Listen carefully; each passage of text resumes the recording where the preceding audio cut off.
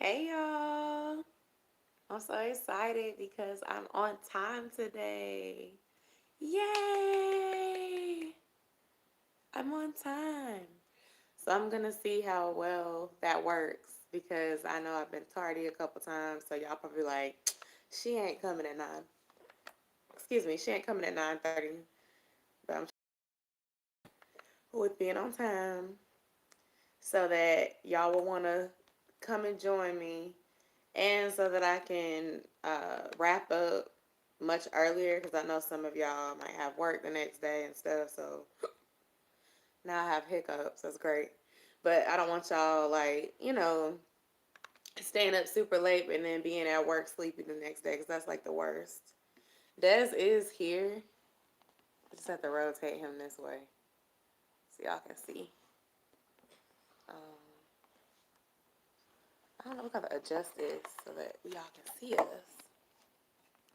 There we go. Wait. Ooh. Yeah, it's probably the best it's going to get. Maybe a little bit better, I'm not sure. Okay. So yeah, I'm actually about to share this link on my social media, just in case anybody wants to join. Join, join us for real talk.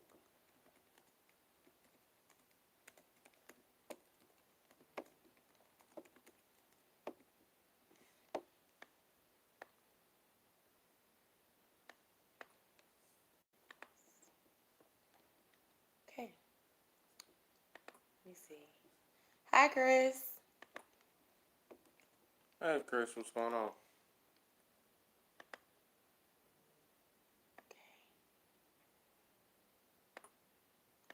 Put it there, and then I'm about to put it on my personal thing real quick. Join us now.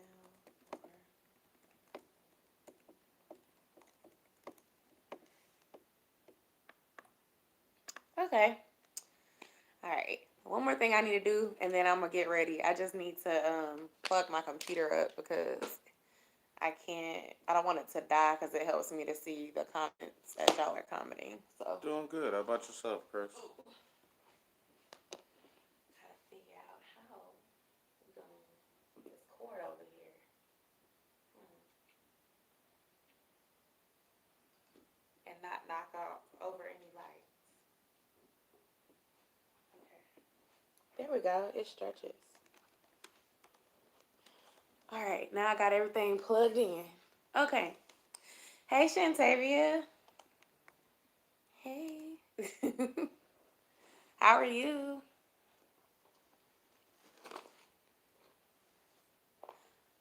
I'm glad to hear you're doing better, Chris. I really am.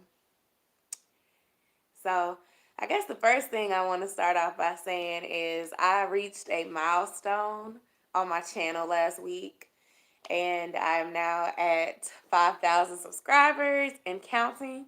So, I just want to tell y'all thank you because y'all have been a part of my success, and you know, this real talk thing was something new that I tried this year, and I really like it, and I plan to continue doing it. So it was really cool to reach that milestone and try something different and be received well, especially with the ones of y'all that actually come back regularly for my lives.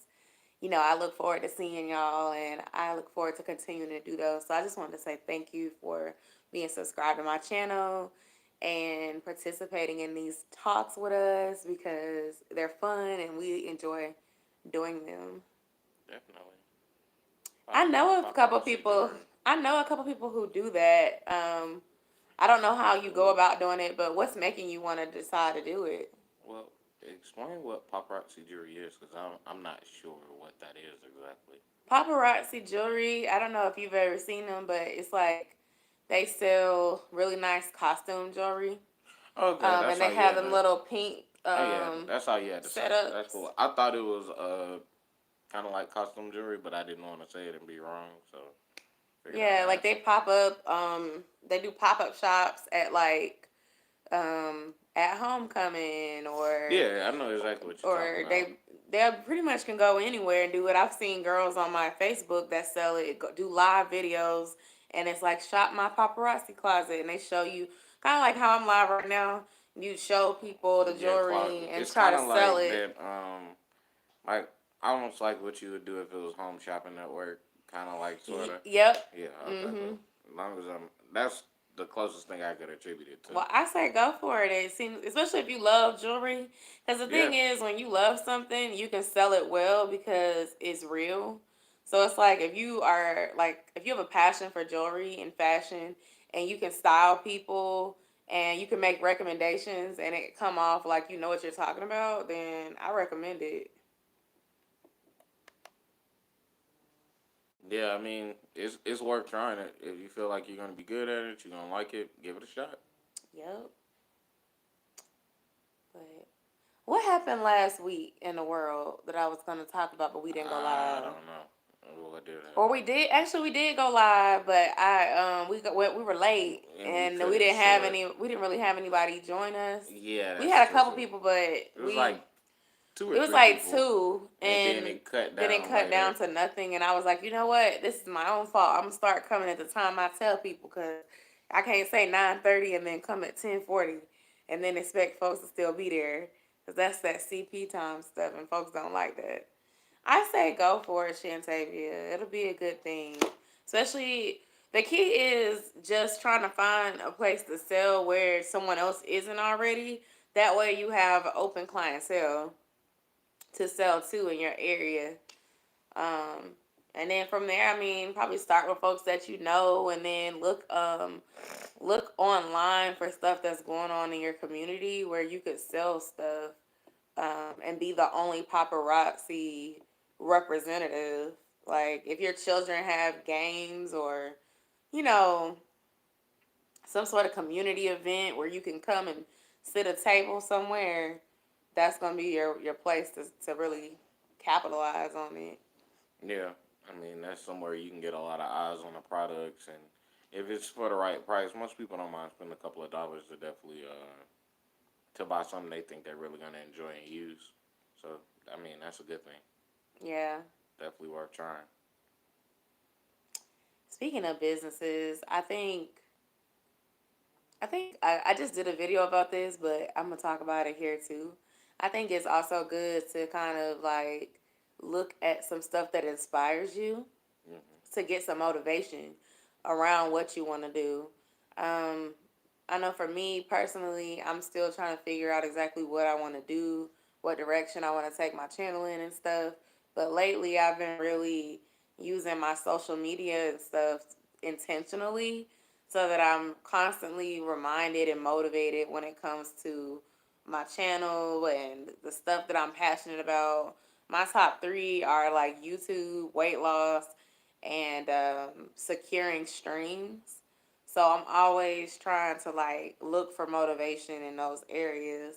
And I think it's important to use your social media wisely. A lot of folks um, don't realize it, but you're on social media for the majority of the day.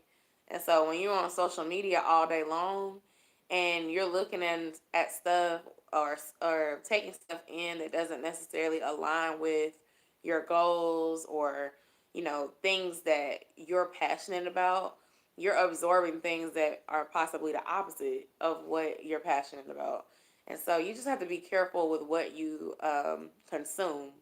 So, in addition to checking up with friends and, family, you got to also pay attention to what serves you so that you're not being drained by others or being distracted by other people and stuff like that.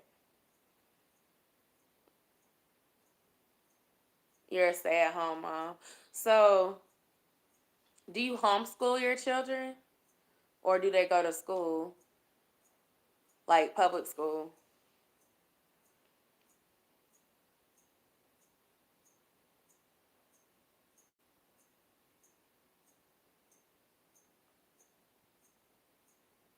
Like, where do you get out and mingle with other people? Because paparazzi can be sold online. Like, I believe you can sell through your own link and have your own store set up. But I know I'm in Atlanta, and I know I've seen a couple people do it where they have their store set up, they have an online presence, but then they also go to events too. Kind of like the Mary Kay lady. Like, if you ever heard of a Mary Kay lady or an Avon lady, they try to set up little parties and stuff like that Yeah. so that they get themselves out there and meet other people. Like, you could possibly do like maybe like a pamper party or a girl sleepover. Like, if you have daughters, you could possibly do something where you invite some of your daughters' mothers over and have like a party. You could promote it on your social media and invite other women that you know to come by and support you. Or, I mean, you have to just be creative with it. I mean, these are things I think about too. I don't, because like I want to eventually sell stuff too. Yeah, go. That's exactly what I think. Like, so going live on Facebook and Instagram would be good, and then I'm pretty sure you can set it up through your PayPal or your Cash App. Like, if somebody watches your live and they want something, whew, excuse me, y'all. If somebody is watching your live and they want something, then you could just, have them Cash App you, and then you ship it off the next day, that sort of thing. But they have some really cute pieces on there. So I think that, and just making sure you network so that once you sell to the folks you do know, you can keep on selling. And Des can probably speak from that because he has a business. He has a business that he's been um, trying to, grow this year. So he can speak to like what happens when you have sold to everybody that you know and what you have to do differently so that you can continue to grow and continue to go forward beyond the people that you know. I'll Yeah. let you scoot over and talk, and I'll Well, be right I'm, back. okay. Oh. I mean, one of the best things to do is to try to establish customers with, of course, people you know, family, friends, etc. But the good thing is to branch off from those people. If they can bring somebody with them who's willing to at least give you a chance, that allows you to kind of spread out a little bit more as far as your possible clientele, which is always a good thing. You always want to have the opportunity to possibly sell one thing to somebody, they tell somebody, and then they sell something, and you kind of go bit by bit and piece by piece. Even if people aren't initially selling, like buying, even if they're advertising for you, that would be a good thing because free advertisement is always good as long as it's positive. You want to get as many positive people as possible to endorse your products because when people see good work, they definitely want to follow up on good work. They want to spread it to other people, and sometimes people, if nothing else, just want to ask. So it's good to see how far you're able to spread, how much you continue to grow, as far as learning your products and learning what looks best and understanding what's going on for certain clientele crowds, what's popular. Okay, Shaquin, give me just a second. And I'll be right with you. You want to figure out what's popular, what's not, and then what you definitely want to do too is once you start selling stuff and you see a profit, you want to start writing down what makes your profits. Start writing down what are you selling, so you understand when you're going back and you're placing orders for more merchandise, you're not buying stuff that's just not being used. Um, at all or not being purchased. You don't want to just keep taking inventory home with you. You want to be able to sell it, get rid of it, make your profit, and pretty much re up and keep going from there and just kind of slowly expand into other areas that you see are working. Shaqueen, we do stuff kind of differently. Me and Yosha do not commingle our funds. Um, we have separate bank accounts, separate saving accounts. So all of our stuff is separate, and you figure out what needs to be paid and act accordingly. Um, that seems to work. Some people like to do one account where you just put money into it and bills automatically come out of that account. So you just make sure at the beginning and end of every month that everything is accounted for. But it just depends on what's comfortable for you. Some people like to have one account, and some people don't like to have one account. Some people like to have separate accounts and then one joint account to pay bills. Um, Hi. it just depends. I'm It back. depends on what makes you comfortable. I feel like that's something that should be discussed openly and honestly because it can be a big issue if it's not, or if somebody compromises and doesn't feel like they really want to do something. I think it just depends on the couple. Yeah, That's definitely. what you said, huh? Yeah, that's Oh, pretty much what I I said. think It just if you're depends on the asking two how people. we handle finances, then that's different. But I guess like how to handle finances as a married couple is really just dependent on the couple. Like, are both people working? Do both people have their names on certain accounts? Hey, cousin. Um, do both people have their names on certain accounts? Um, do y'all have auto pay set up? It just really depends. I think if you have two couples that are two couples, Two people. two people that are like contributing to the same stuff, I can see how a joint account would be good because then you can see like what was paid last and how much was paid last for certain Yeah, bills and stuff like that. Or you could either do like, husband is going to pay the mortgage or the rent, and the wife can pay the utilities. Or you could do like a rotation, yeah, where or you it could be like, wife pays her own car note and her own phone bill, and husband pays his own and yeah, because you're specific on things. But then to have a joint account for the things that are household ours, bills like like water, gas, lights, rent, rent, mortgage. mortgage. So Yeah, it really just depends on what works. But I think if you have two incomes, um, yeah, I think 50-50 is fine unless one person makes more than the other. If one person makes significantly more than the other, then I think the person that makes more should pay more. And yeah, I think in traditional relationships, I feel like the man should pay more. yeah. But it just depends on your situation. Like if your husband makes less, then he may not really mathematically be able to pay more. Or if he But does pay more, it's going to be other areas that may have been, like you may have been going out more at one point, but if he's paying more in that's a good bills, you're not example. going to go out as much. And you have to kind of be understanding of the fact that he's paying more bills and he doesn't make more, so there's not much left over. Right. So you have to kind of when you sit down and look at how you want to do bills, you have to kind of map out everything that you want to do both as a couple and individually because it does play a big part. You kind of have to sit down and map it out and just be not be so at times sensitive about it, but you have to be understanding with who you're dealing with too.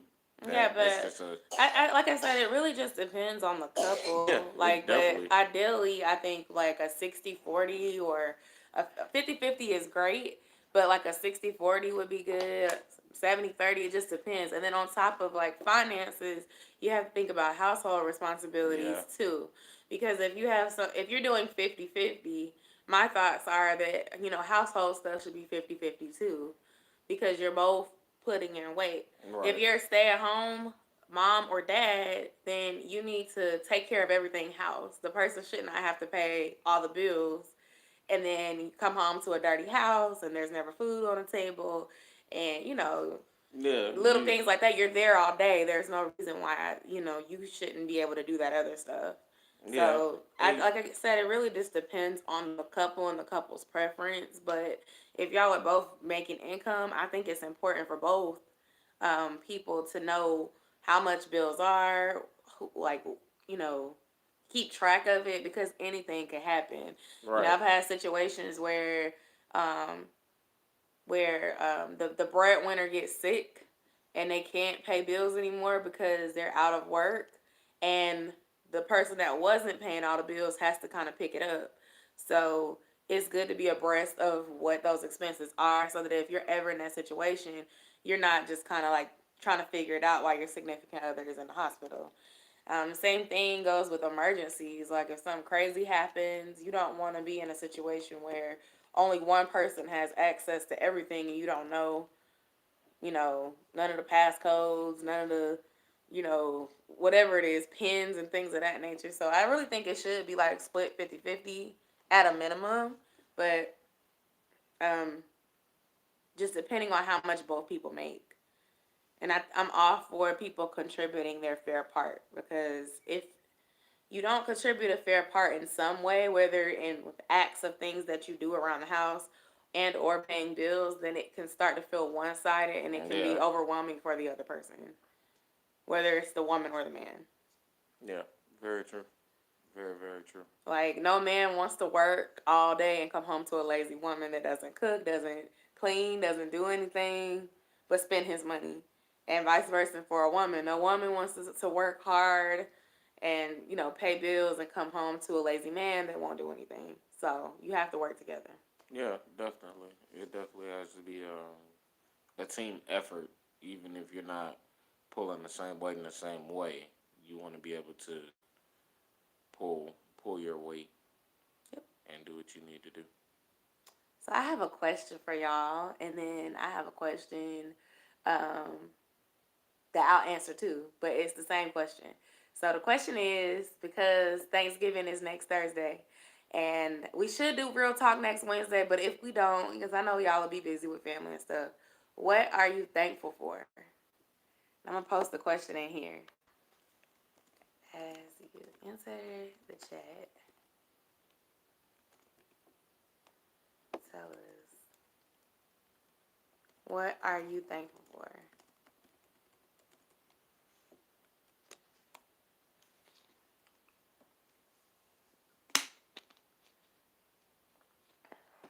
Oh, was it rocking like that? Let's move that out the way. I didn't think a bottle of water would make that do that. It was me typing. Oh, It was making that rock. I thought me putting my water down there. That's what it's not that heavy of a bottle. Mm-mm. I'm like, I see four watching. I'm like, I don't know. I guess they don't want to share. I'll start with what I'm thankful for. So I guess I'm thankful for family. This year was definitely a year of trying moments. I found out that my sister has cancer this year.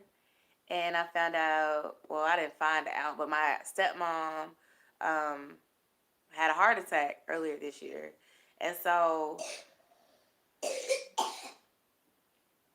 He's okay.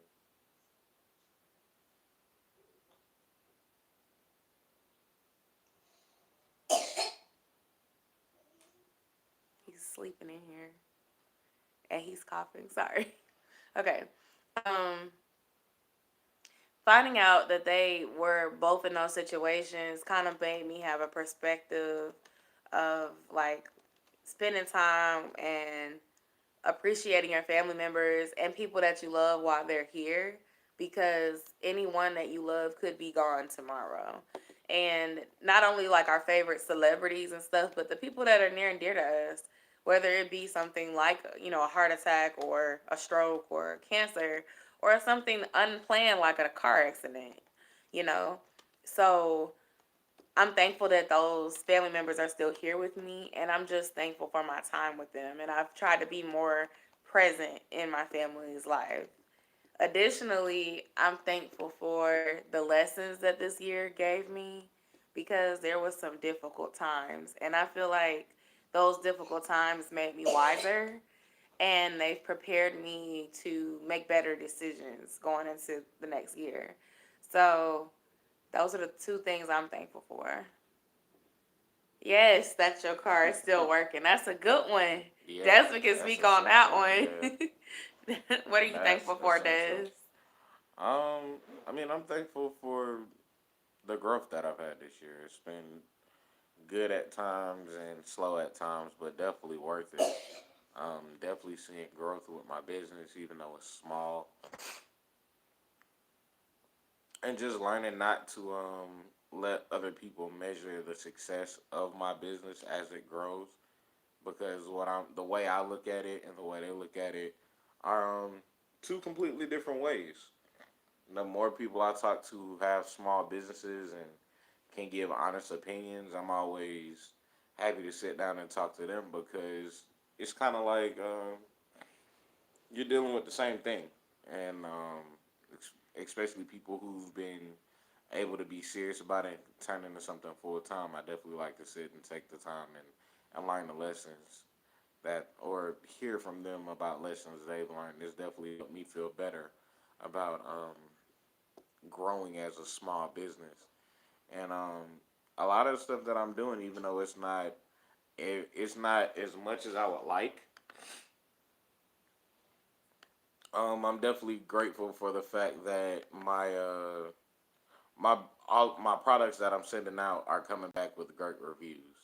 I think that's something that I'm always appreciative of because I'm definitely a perfectionist when it comes to my business, and I really don't like to have bad turnarounds or bad comments. So it's always good to get good comments, even if on most of the products I send out, pretty much all of them. Even if it's not a high percentage, I'll take quality over quantity any day of the week, and I'm just grateful to have it right now. Definitely looking forward to growing more, doing more business, being able to showcase more, travel a little bit more, and get a lot more things done.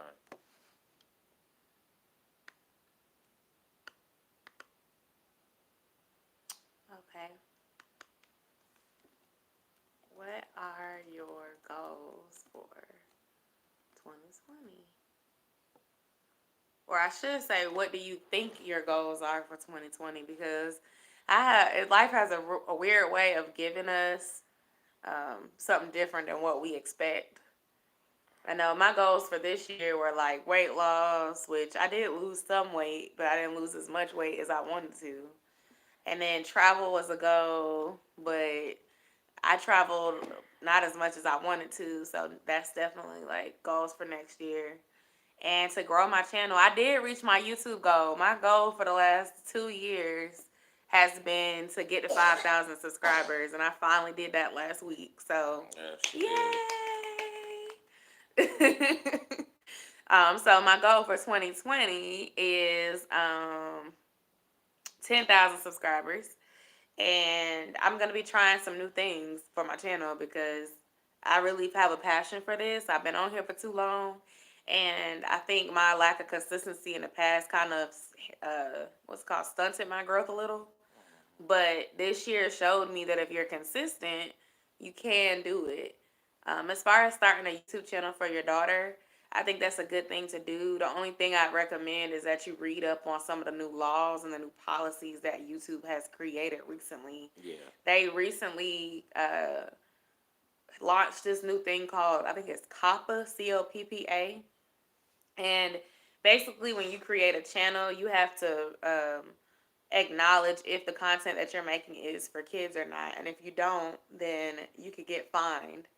And also, if you are making, content for children, then it affects the type of ads that can overlay in your videos, if they can monetize the channel, which they can monetize it. But from what I understand, if it's a child friendly channel, they're not going to put certain types of ads on there. And the thing is, when I think about that, I think it's crazy because it affects so many existing channels as well as people that want to create channels because they don't know what that means.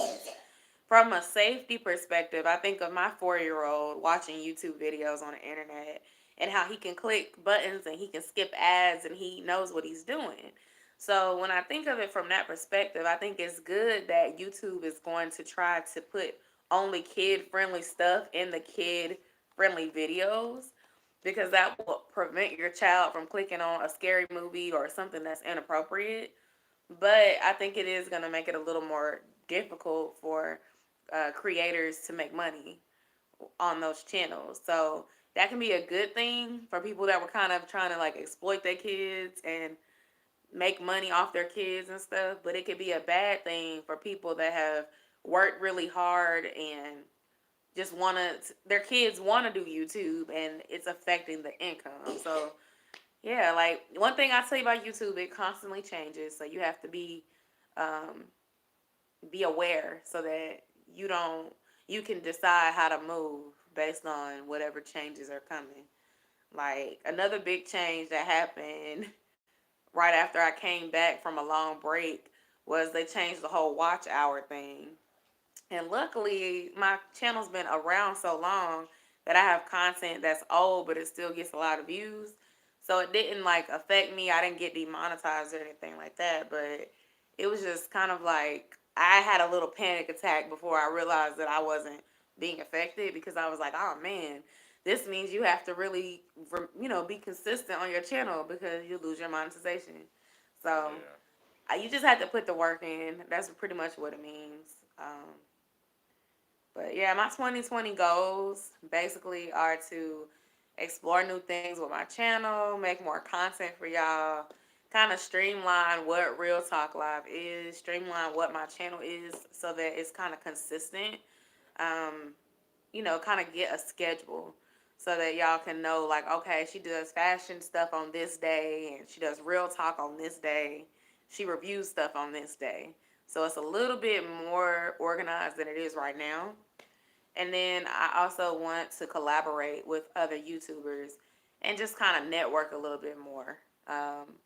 I think I have like a really friendly personality, but I can be shy. I get nervous about meeting people and stuff, but I'm in Atlanta.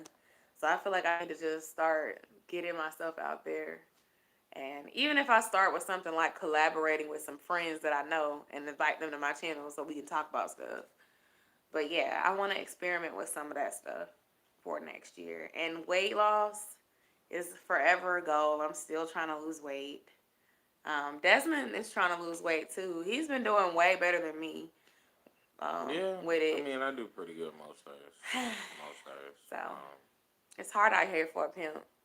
Yeah. I mean, no, weight loss is While I drink some more wine. it's just understanding your balance and understanding when to change your diet and definitely being consistent with it. That's probably one of the tougher things. And cooking food. That's like not getting tired of certain food. That's one of the things Yeah, that's because I really think that's hard. why I stopped meal prepping. I feel like I was eating the same thing all the Well, time. that's why like The it's what same four vegetables, the sometimes same chicken, the same ground turkey, the same fish. Like, I mean sometimes I like to meal prep, but I'm also somebody who likes to cook the day of because it gives me an idea of what I have a taste for. Sometimes you even though you meal prep, you get to like Thursday, you just like I don't want this no more. I'm mm-mm. tired of it.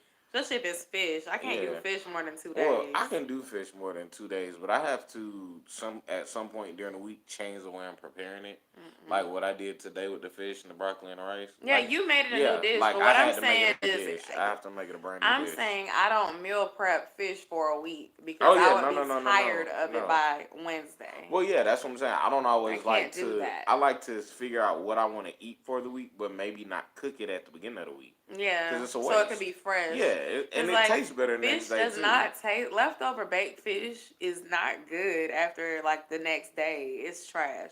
Uh, And well, chicken, chicken you can do grilled chicken for a week. Well, I'm it not saying depends. you If won't you're get doing the tired of it, cutlets, if you're but doing the actual pieces of chicken versus cutlets, yes, I can't do grilled chicken cutlets for the whole week. That's so I'm yes. saying that grilled chicken is gonna be better than grilled fish for a whole week. Eh.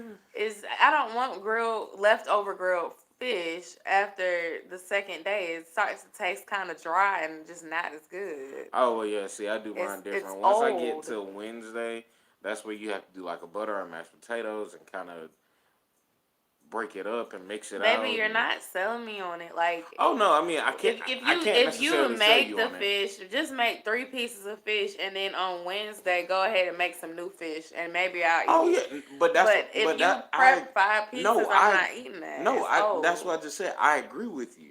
That's why I Oh, that's said not what it sounded like. no. You said add mashed potatoes. No. What I'm saying is I agree with you. Cook it fresh. I like to cook mine fresh the night before. Ergo, it's not dry and like flaky and dusty. I don't want that. But what I'm And saying it is, tastes fishy. yeah, Like, it don't and taste right no what I'm more. saying is, once I get to Wednesday, maybe I don't just want the full piece of salmon. Maybe I want to do like mixed up salmon over rice with a vegetable on the side, kind of like a stir fry in a way. Yeah. So it gives me a different way of preparing it. So my eyes aren't like, oh man, we got the same stuff every. I don't want to do that. But Yeah. I mean, I'm okay with the new ways of And then making it. you have to be in the mood for certain stuff, like Yeah, salad, for example. Like sometimes I get in a salad mood and I can eat a salad for like 3, 4 days straight. After I get out of the salad mood, I'm not gonna want salad for a while. Same thing with soup. I went through a phase where I made chicken tortilla soup from scratch and I loved it for a week. After that, didn't want no more. I did cabbage soup for a week. I put that on my channel. It's a nice weight loss soup. I lost 7 pounds in a week drinking that soup and following the diet. It worked.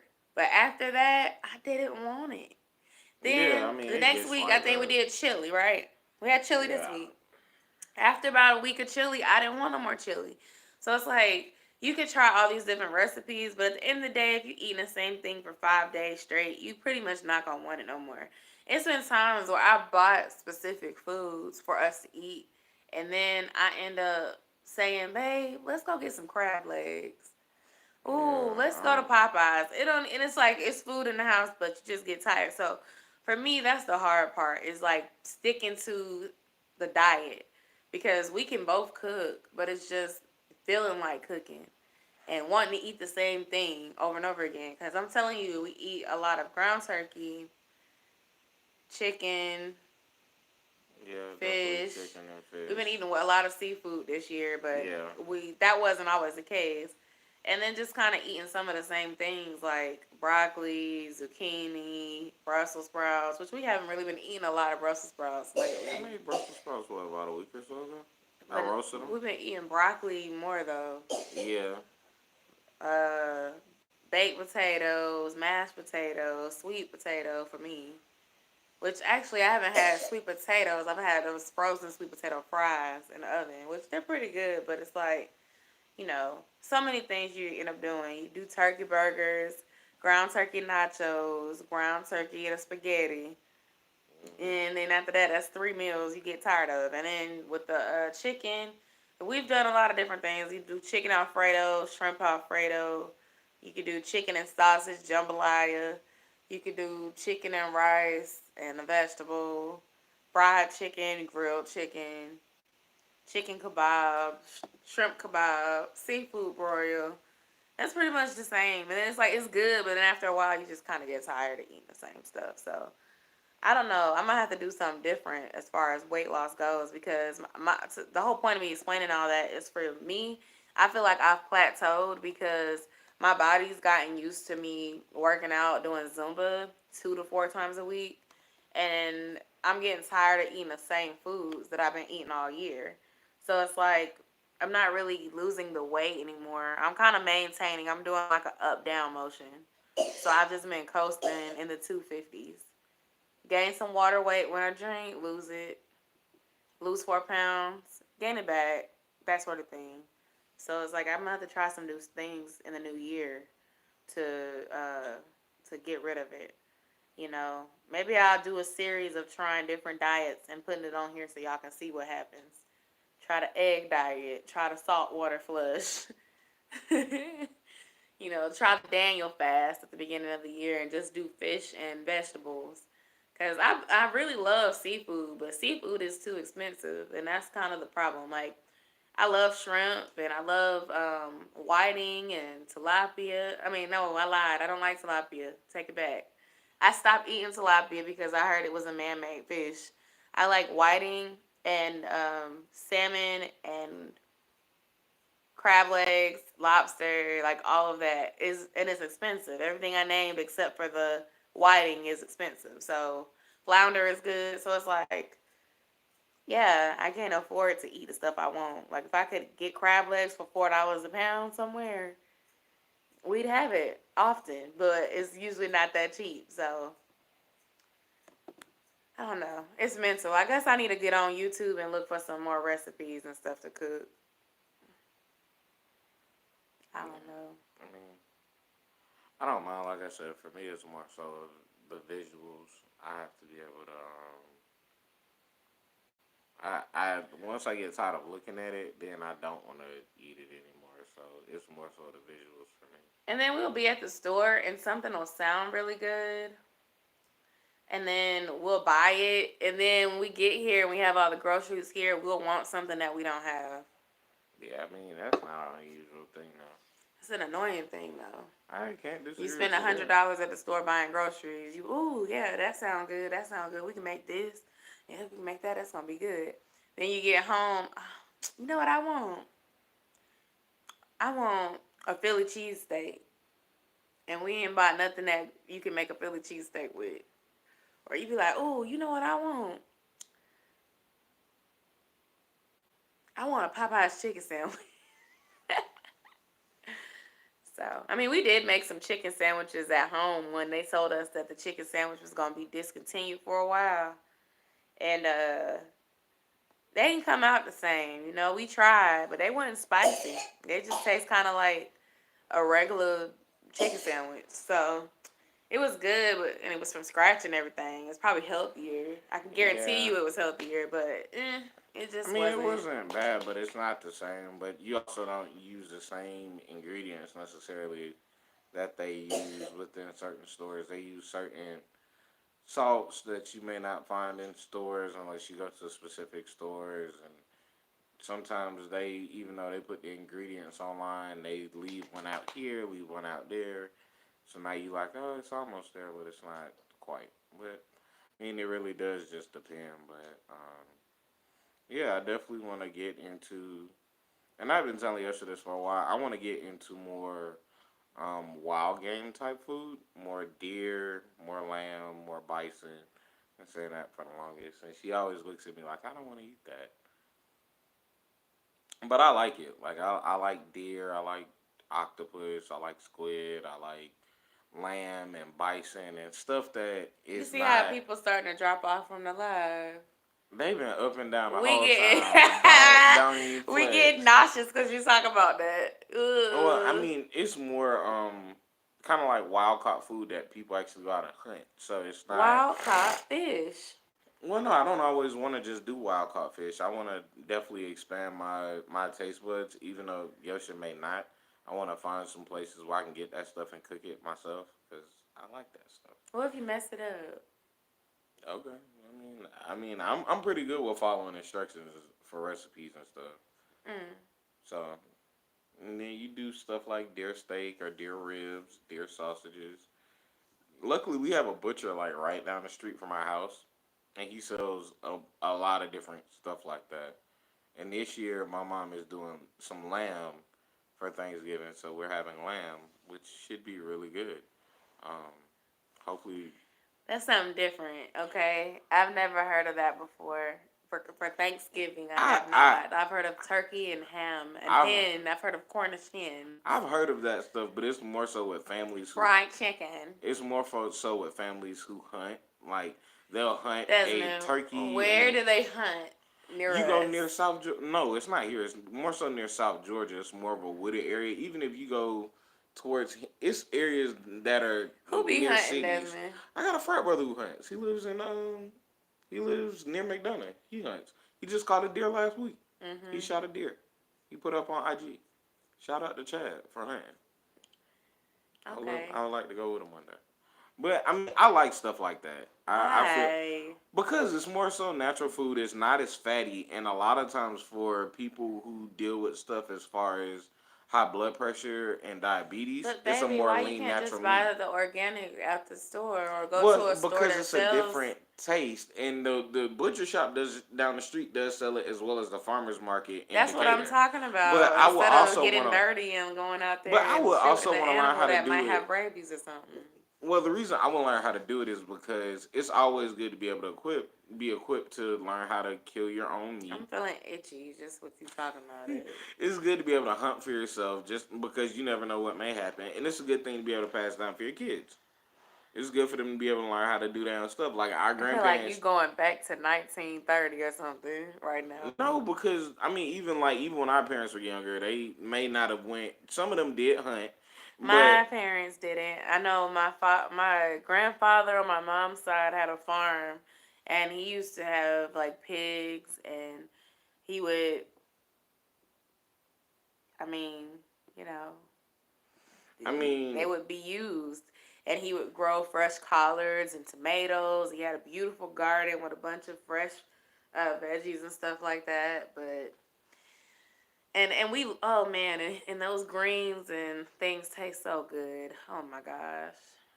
But I don't know. I just I've never had a desire to hunt anything. I do. I like the idea of being able to do so. Been wanting to I don't learn know. And for then they a say long, that long tourist time. people are supposed to like the outdoors. I hate outdoors. I don't I like mean, mosquitoes. I'm it's allergic. And it's a. they say we should like gardening and things.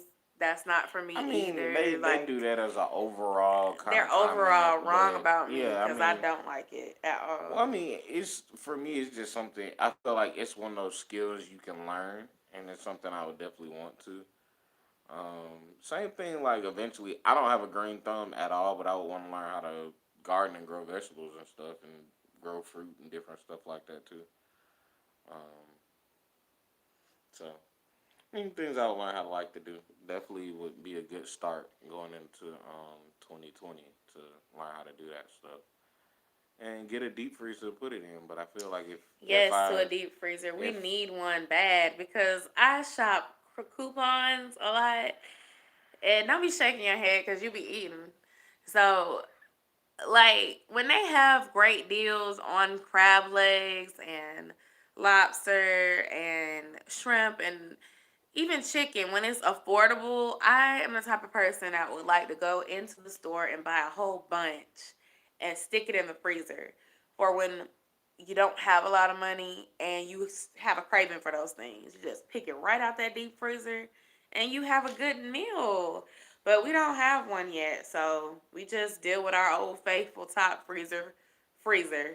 And honey, it's not a lot of space. And before we celebrated our first anniversary, we literally didn't have space because we had that top tier of our wedding cake, which was about as big as how my hands look right here. And it was a round shape. So it was just really odd and it would take up a lot of space. So now we have our full capacity back, but it's hard to stock up on stuff when you don't have a lot of space in your refrigerator or your freezer. very true, very true. So It all depends. how do I feel about Black Friday? I feel like Black Friday is basically a markup of stuff and they make it seem like it's on sale, but it's really not on sale that much.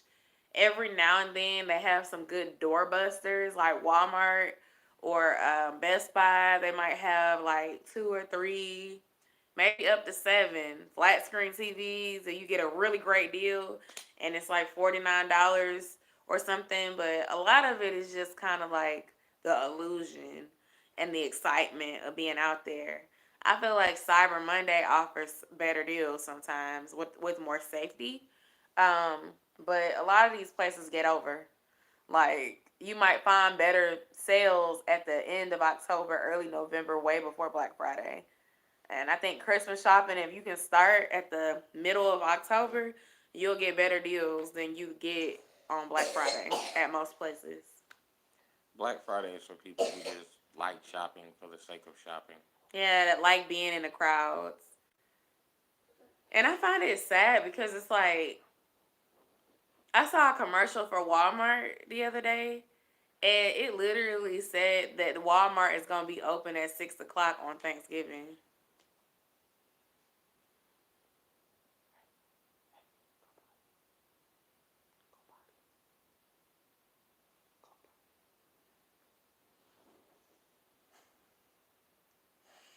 Yeah, Black Friday is not So wait, I really. forgot. My child woke up and was looking crazy. But I was trying to say I think that's sad because that means those people don't even get to enjoy their full Thanksgiving because of Black Friday.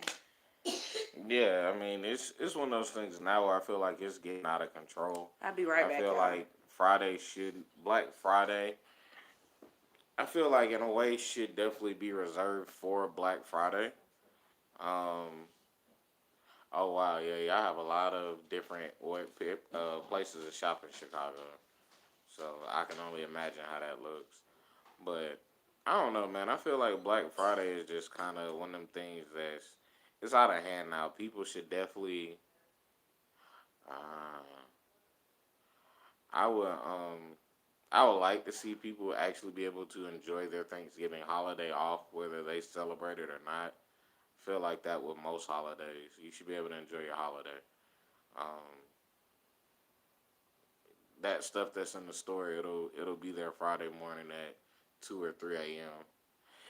Yeah, it's some WalMarts. I know when I worked retail, I used to work at this kid's shoe store, and it was one year where we had to work basically from 6 a.m. until 10 p.m. the next day, close. So I went in like my first shift of that day was 2 a.m. to 8 a.m. and we might have had 6 people come in the store. And then my next shift later on in the day was like 3 to 7. So I mean, I worked half of the day. It's crazy, man. People look at saving 30, 40, $50 sometimes on certain stuff. But like Yosha said, they only order so much of that stuff anyway. You end up going in there and buying some off-brand stuff you don't want, then you want to take it back, and you be having to read your receipt from Black Friday because they might not take it. It's craziness, but I mean, people like it. Yeah, yeah. Walmart will do it. Best Buy will do it. It's a couple of places that do it, but for folks to line up like you eat dinner or you eat Thanksgiving at like Hmm. 2 and then you end up heading to the store at 5 to get you a spot outside of the door, that's crazy. That's crazy. Yeah, I'm not sleeping outside. And then another thing is a lot of the good sales come the right before Black Friday. Like for Some do, yeah. instance, there's a store I like to go to for shoes called Rack Room Shoes. And right now, I was on their website earlier. They have the shoes. They always have buy one get one 50% off, but they have buy one get one 50% off plus an additional $10 off 75. So I was looking at some Nike shoes, and if I bought both pairs of shoes, it was gonna be like 70. And if I add a third pair in, it was gonna be 90 for two pairs of Nikes and a pair of riding boots. So like to me, that's pretty good. I'm getting Nikes for like basically $30 because if you just divide the whole total by three, that's like each shoe is $33. But if I go to the Nike website, that same shoe that I was gonna get is like $70. So I'm already getting the shoe for a better price. Now I don't know what the sale is gonna be on Black Friday. Like maybe they'll have free shipping, no minimum, or they'll have free shipping $50, but they may not have an extra $10 off coupon. So it's like you really just have to watch and see what the sales are leading up to Black Friday, as well as on Black Friday. Now I remember last year Old Navy.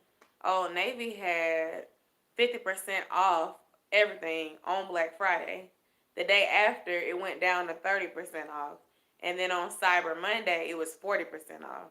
So in that case, Black Friday had the best sale. But, I mean, you got to look at them because sometimes they'll mark stuff up just to mark it down. So you know what I mean? Like they'll make a shirt that was $8, $10, so they can mark it 50% off. But it was $8 before the sale started.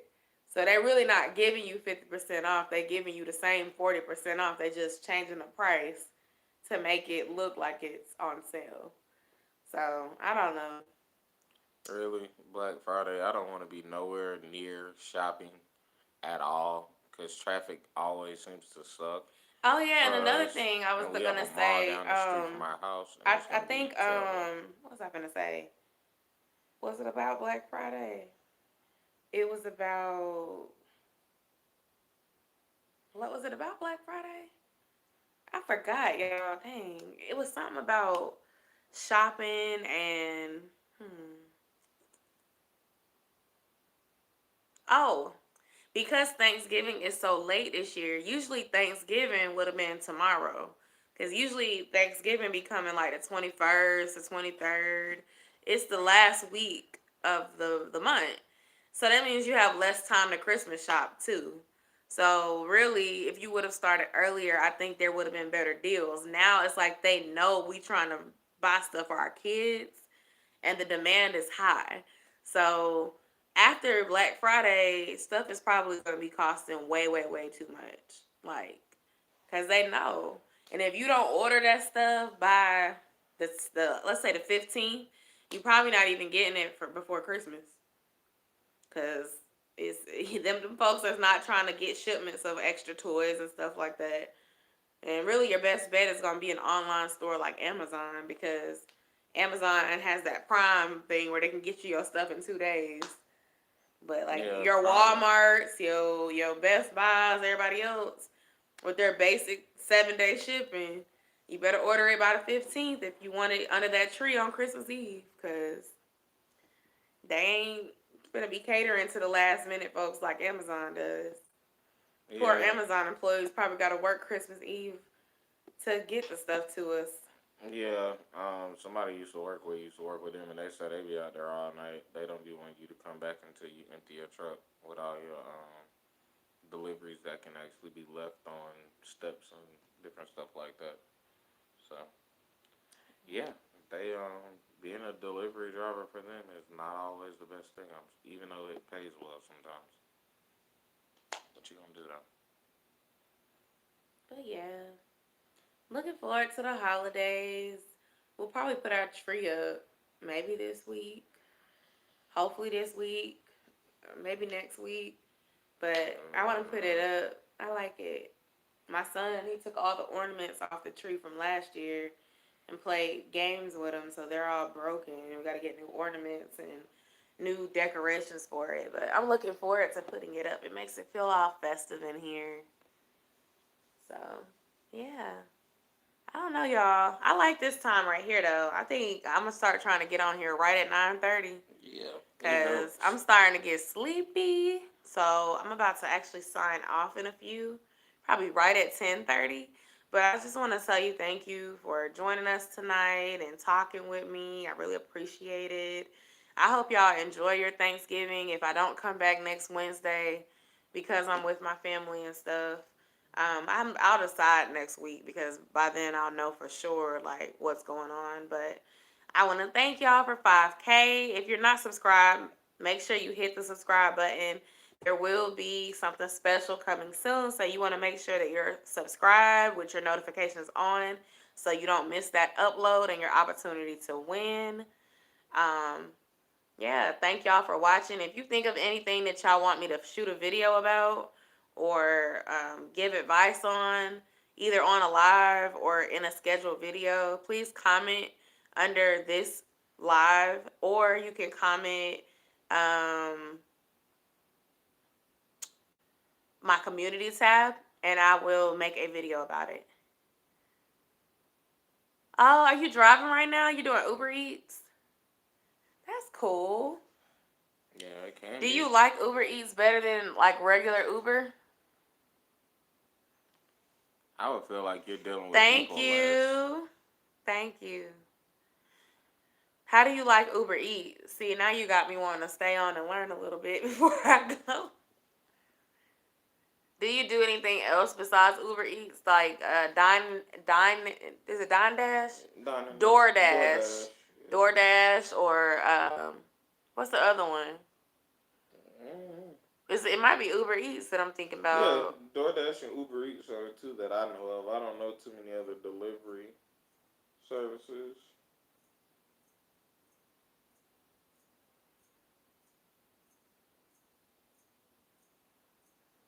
It's pretty cool. It's a nice side hustle. I thought about joining and doing something like that myself.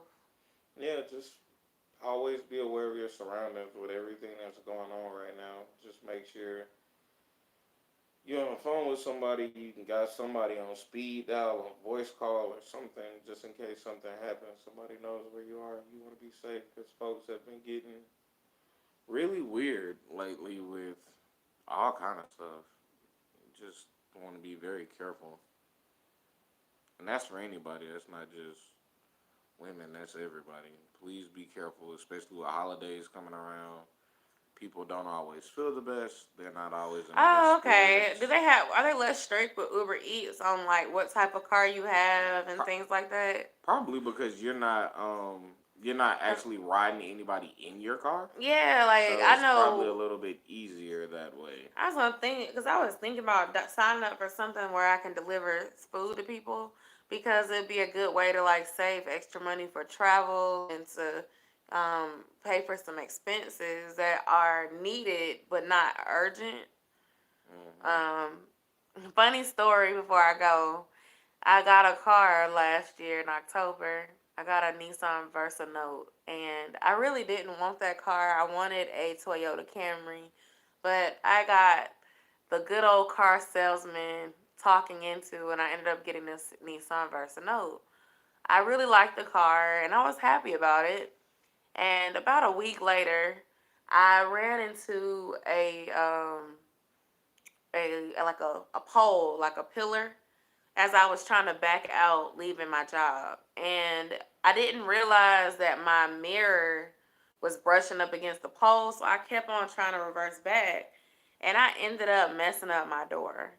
And so basically, after that first week of having my car, the front door has not been able to open because I basically kind of jammed it when I was backing out. And then to make matters worse, once I realized what I did and saw the scars, I was just like, the scratches, it was horrible.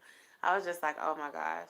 And so I went to Walmart after this happened, and it looked like my door was open. So I kind of booty bumped it to close it because it was open when I made the mistake and I could get it open. But when I booty bumped it to close it, to make a long story short, it wouldn't open back up. So Oh, well, that's crazy. I was going to start doing make long like to give like clarity on why I brought that up. I was going to sign up for Uber or Lyft because I had a newer car. Before I had that car, I had a 2006 Nissan Sentra that I bought off Craigslist with cash. So when I got this newer car, I had to get, a car note and everything else. So I'm like, ooh, I can start doing this little side hustle of Ubering or lifting, and I can make extra money, and I can use that to pay off my car faster.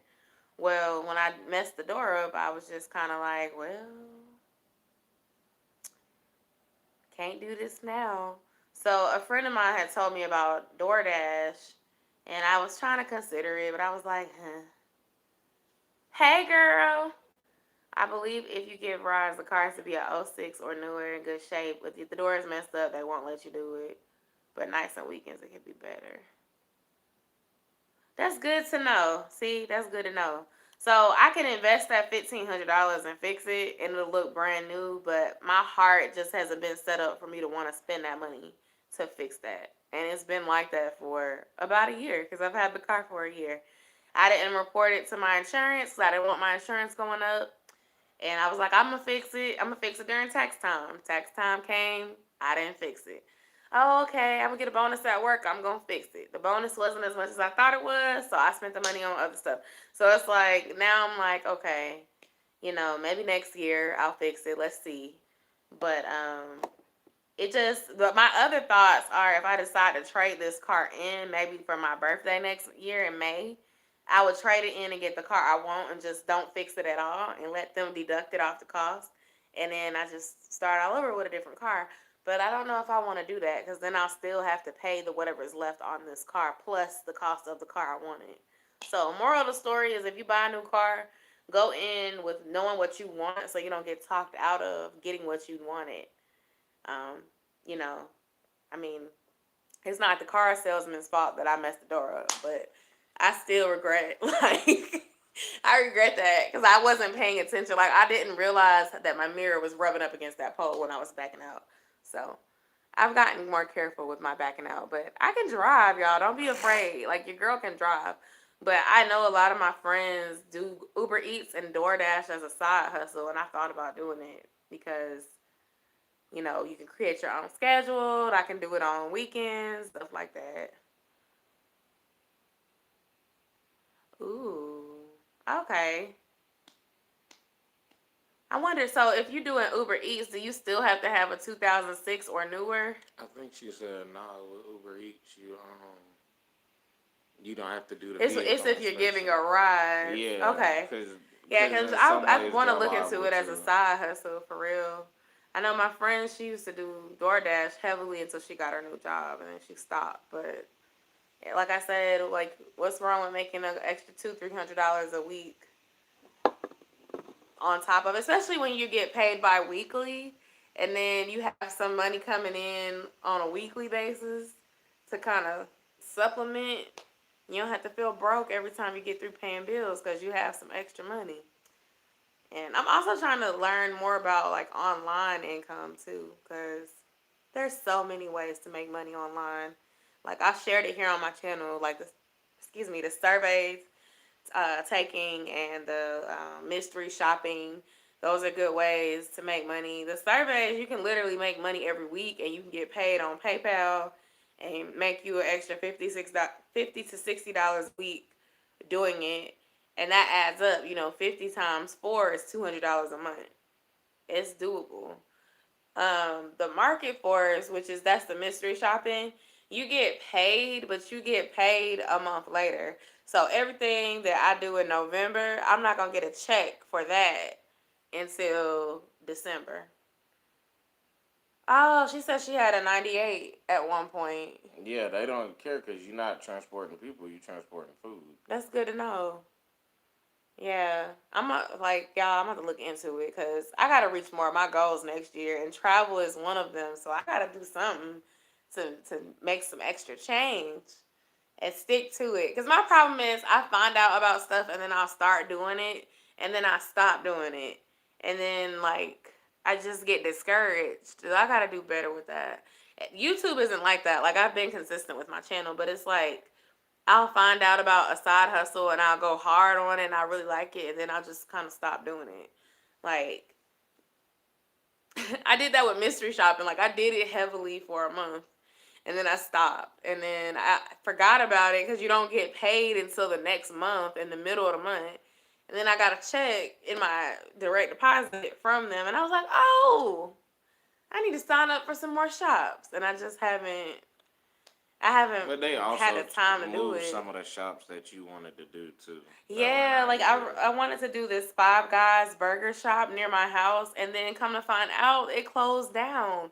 So it made me realize like maybe they were auditing that location to see if they were passing inspection or something, and they just weren't, and they decided to close it down. I don't know, but that hurt my feelings because that food was real food. Like it was real beef, real cut potatoes, and it wasn't just like going to Sonic because for some reason in my Hey, hey, area hey, they hey! keep on Don't do trying to that, send me to Sunshine. Sonic, and I don't want that. Because that Sonic that they're sending you to really does need reviews.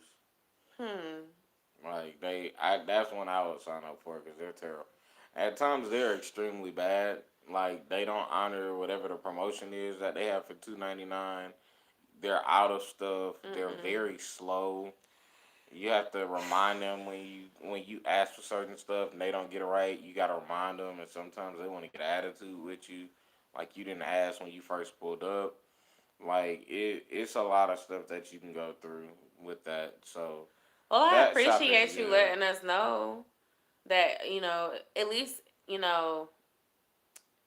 this is just a transitionary thing that you're doing in between jobs.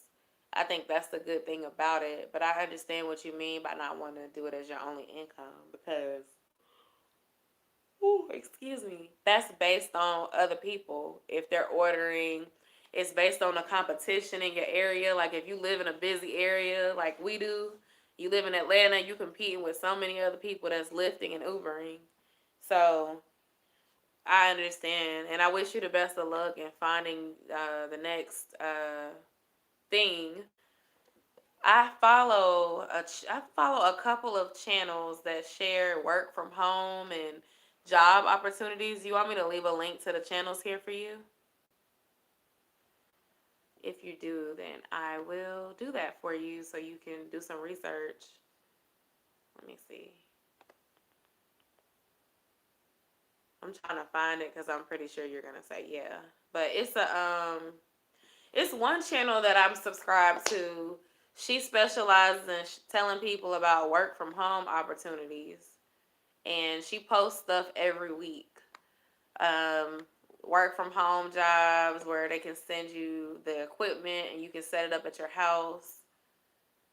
And then it's another channel that I'm subscribed to. She has a Facebook group where she basically teaches people how to find different side hustles they can do. And she also posts work from home opportunities for people.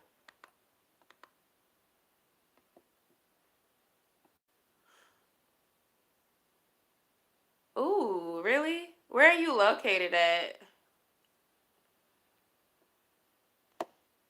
That must be nice. I work remotely sometimes, and I just found one while I was talking about it. I wasn't even trying to find it. Oh, this is an older video. Hold on. I'm trying to find my subscription in another tab for you. I think her name on here is Lovely LaShawn. And all she does is upload videos about job leads. Yeah, I just found it. And then the other girl's name is Thick Thrifting Chick, and she has a work from home group. Oh, you're in Orlando, Florida. I'm gonna be visiting there at some point next year. We should collab when we could collab at any time, like without being together. But when I go there, we should collab. We have we're gonna be near there in the future because we are in the midst of planning a vacation for next year. I've been to Orlando so many times. Like, it's such a cool place.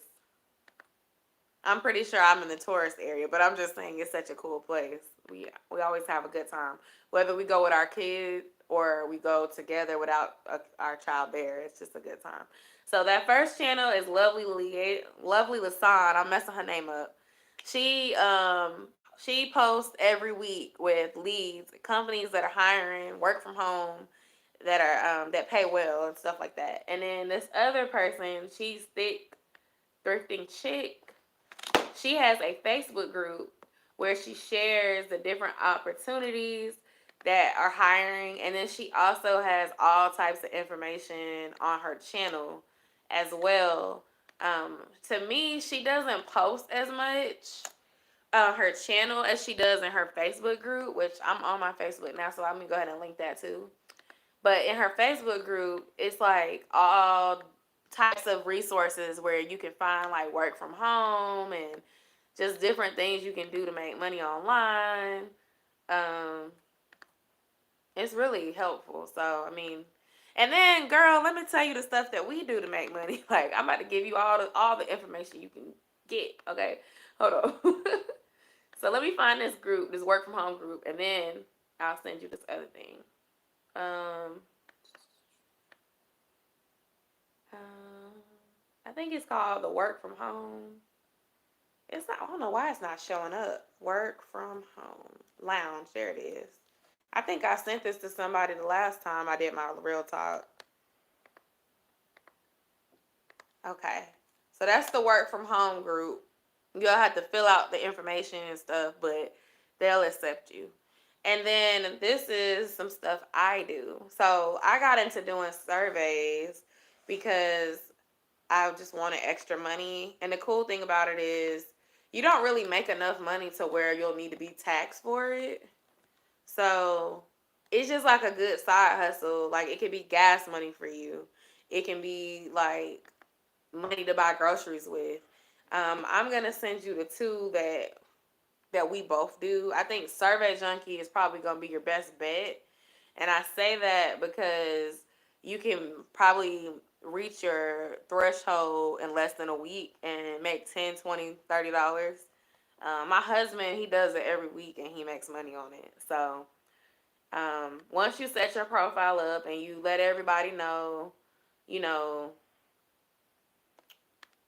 let them know like your interest so they can send you surveys that make sense, then you should start getting them and then you can rack up. They can be time consuming, But like if you're sitting at home and you're not really doing anything, like I'm telling you, like it's just like basically a good way to make money with your phone or with your computer. If you have a laptop, you can do it with your laptop.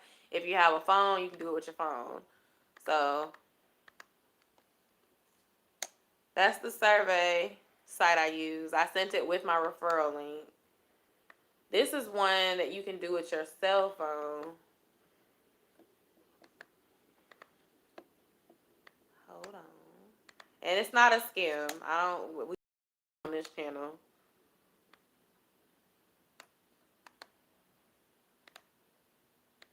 And then the other site is Survey Junkie. It's no referral link to it, but it works. Like I recommend it.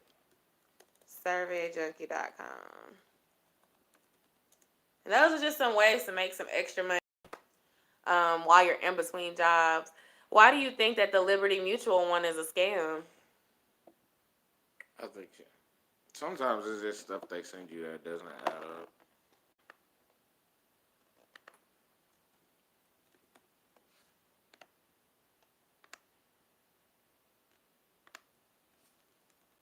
I think some people try to hire and have pyramid schemes going on. Because I Yeah. remember when I was looking for a job before I, found one, it was just kind of weird. Like, yeah, exactly what you just said. They contacted me out Yeah. of nowhere, and I didn't remember applying for the job.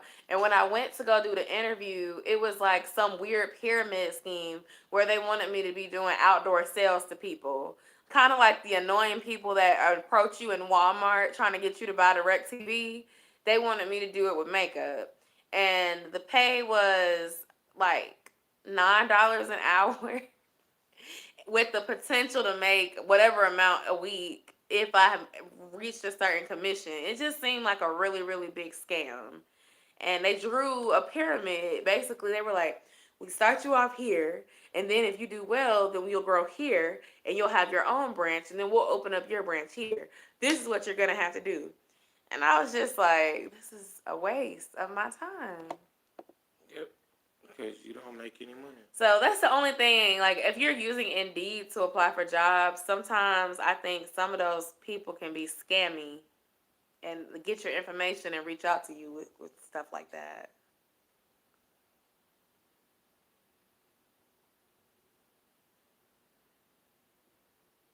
Yeah, a lot of times a lot of times that's up. What they say, when Oh. they found you, and they reaching out to you, it like if they not talking about, Yeah, I get what you're yeah, saying. Well, see, you did the right thing by contacting HR, and if HR don't know what's going on, then if it sounds fishy, then it probably is.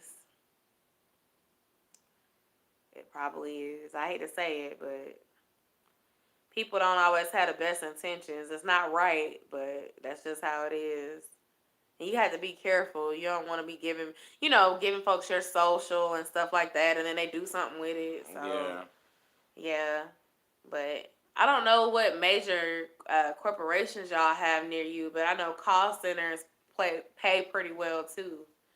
Like you can find a call center that is based in Chicago, or any of the work from home things. It really won't matter where you are. A lot of places like Comcast, Carnival Cruise, they'll have like call center people all over the world answering the phone, and you can make 12 to 15 an hour just answering calls from your house. They'll end up sending you the computer and everything that you need to do it. See what I'm exactly? That's exactly what I'm saying. You work from your house. So I recommend, yeah. And Indeed is, and I'm not saying Indeed is bad. Indeed has some great leads, but you just got to be specific so you don't end up getting, like, I don't like the ones that say easily apply. Like, I like the ones where I can click on it and I can see the requisition on the actual website.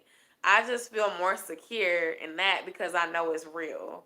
Like, if it just says easily apply and then I do like a Google search and I can't find no information about the company, it makes me feel like I just gave some random my information. And then that's when you get that weird email saying you have an interview, and then it ends up being a pyramid scheme. So just be careful. yep. Desmond can speak. Go ahead. You come on. Yeah. No, you just explained it. Ain't nothing for me to explain. It's, I'm just saying you've been on the job market, so you know, like, yeah, I mean, you definitely run into a lot of pyramid schemes and a lot of shady businesses. So, yes, shady. Don't want to pay. Don't want to tell you how much they're paying. And we don't got time for that. It's 2019. Y'all need to start listing in the requisition how much the pay is. oh, I mean, not normally. I just judge it off the interview. If the interview is not something Yes. that's in depth, That was actually a asking picture. about a resume, trying to figure out past work history, I know it's not a job that's worth taking. If they ask about job history, it's not No, worth like if taking. you're going into an interview and they don't ask about job history, they don't care about your resume. Oh. They're literally just looking for bodies. The job's probably not worth it. Oh yeah, I recommend work from home. Like, yeah, I work for a corporation doing internal social, so I work from home like 1 day a week on average. But I have to go to an office. Before that, I worked in a call center environment for 3 years for the same company before I worked in my field. But before that, if I wouldn't have like went the path I did, I'm using my degree. But like if I didn't do the path I did, I probably would have definitely looked into work from home because it just, I don't know, it's something about being there with your family and being able to just kind of work in a home office. Yeah, you might get a little stir crazy after a while being at home all the time, but you would save money. Like the money that you spend driving to work, excuse me, the wear and tear on your car, the traffic, the stress of getting to work if transportation is an issue. Those are things you don't really have to worry about. And so it would save you money. So, I mean, I think work from home is a good opportunity. I think it's the way of the future, honestly, like working remotely. We got all this Wi Fi and technology and stuff. You might as well use it and work from home.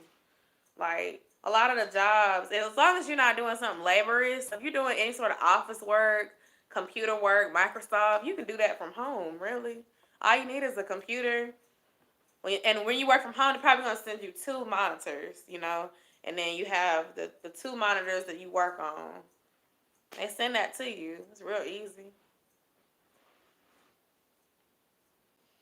School, yeah, school is a good thing, but you know what? School is not for everybody. And a lot of folks was pushed on the dream of going to school and you're gonna go to school, you're gonna get this great job, and it may not work out like that initially, but it is what it is. If you're 3 classes away, then go ahead and finish, girl, because that's gonna help you land a job too if you network and apply yourself. What are you studying?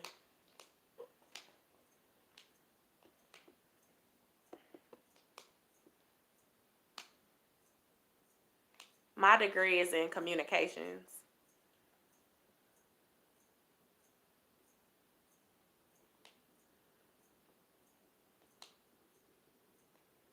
Yeah, it can be Yeah, hard it once can you've been be around hard for when a you while. leave. Des can talk about that because he had to take a semester off.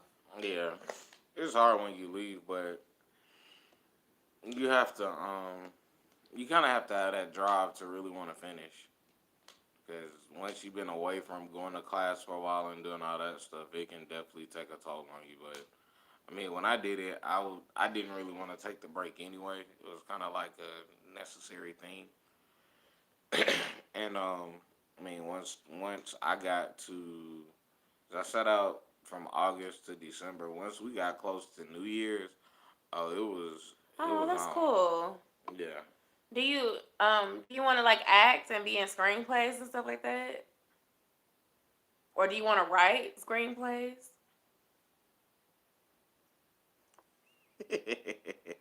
He's laughing at That's something funny. on Facebook. No, I'm not laughing at you. I'm laughing at something funny. So my degree was communications, and I took a intro to theater class and an intro to film. Was it intro to film? Intro to theater and intro to acting. I'm sorry, and those were probably the most fun classes that I took because we had to do improv and we had to go see this play. Like we chose a play to go see and write a paper about it. We used to do all these different exercises and stuff with our mouth to warm us up. And it was just like a really cool, fun class. Like It's an elective that you had to do for credit, but I liked them. It was a cool class. It really was. I learned a lot about myself, I would say, by taking those. Ooh.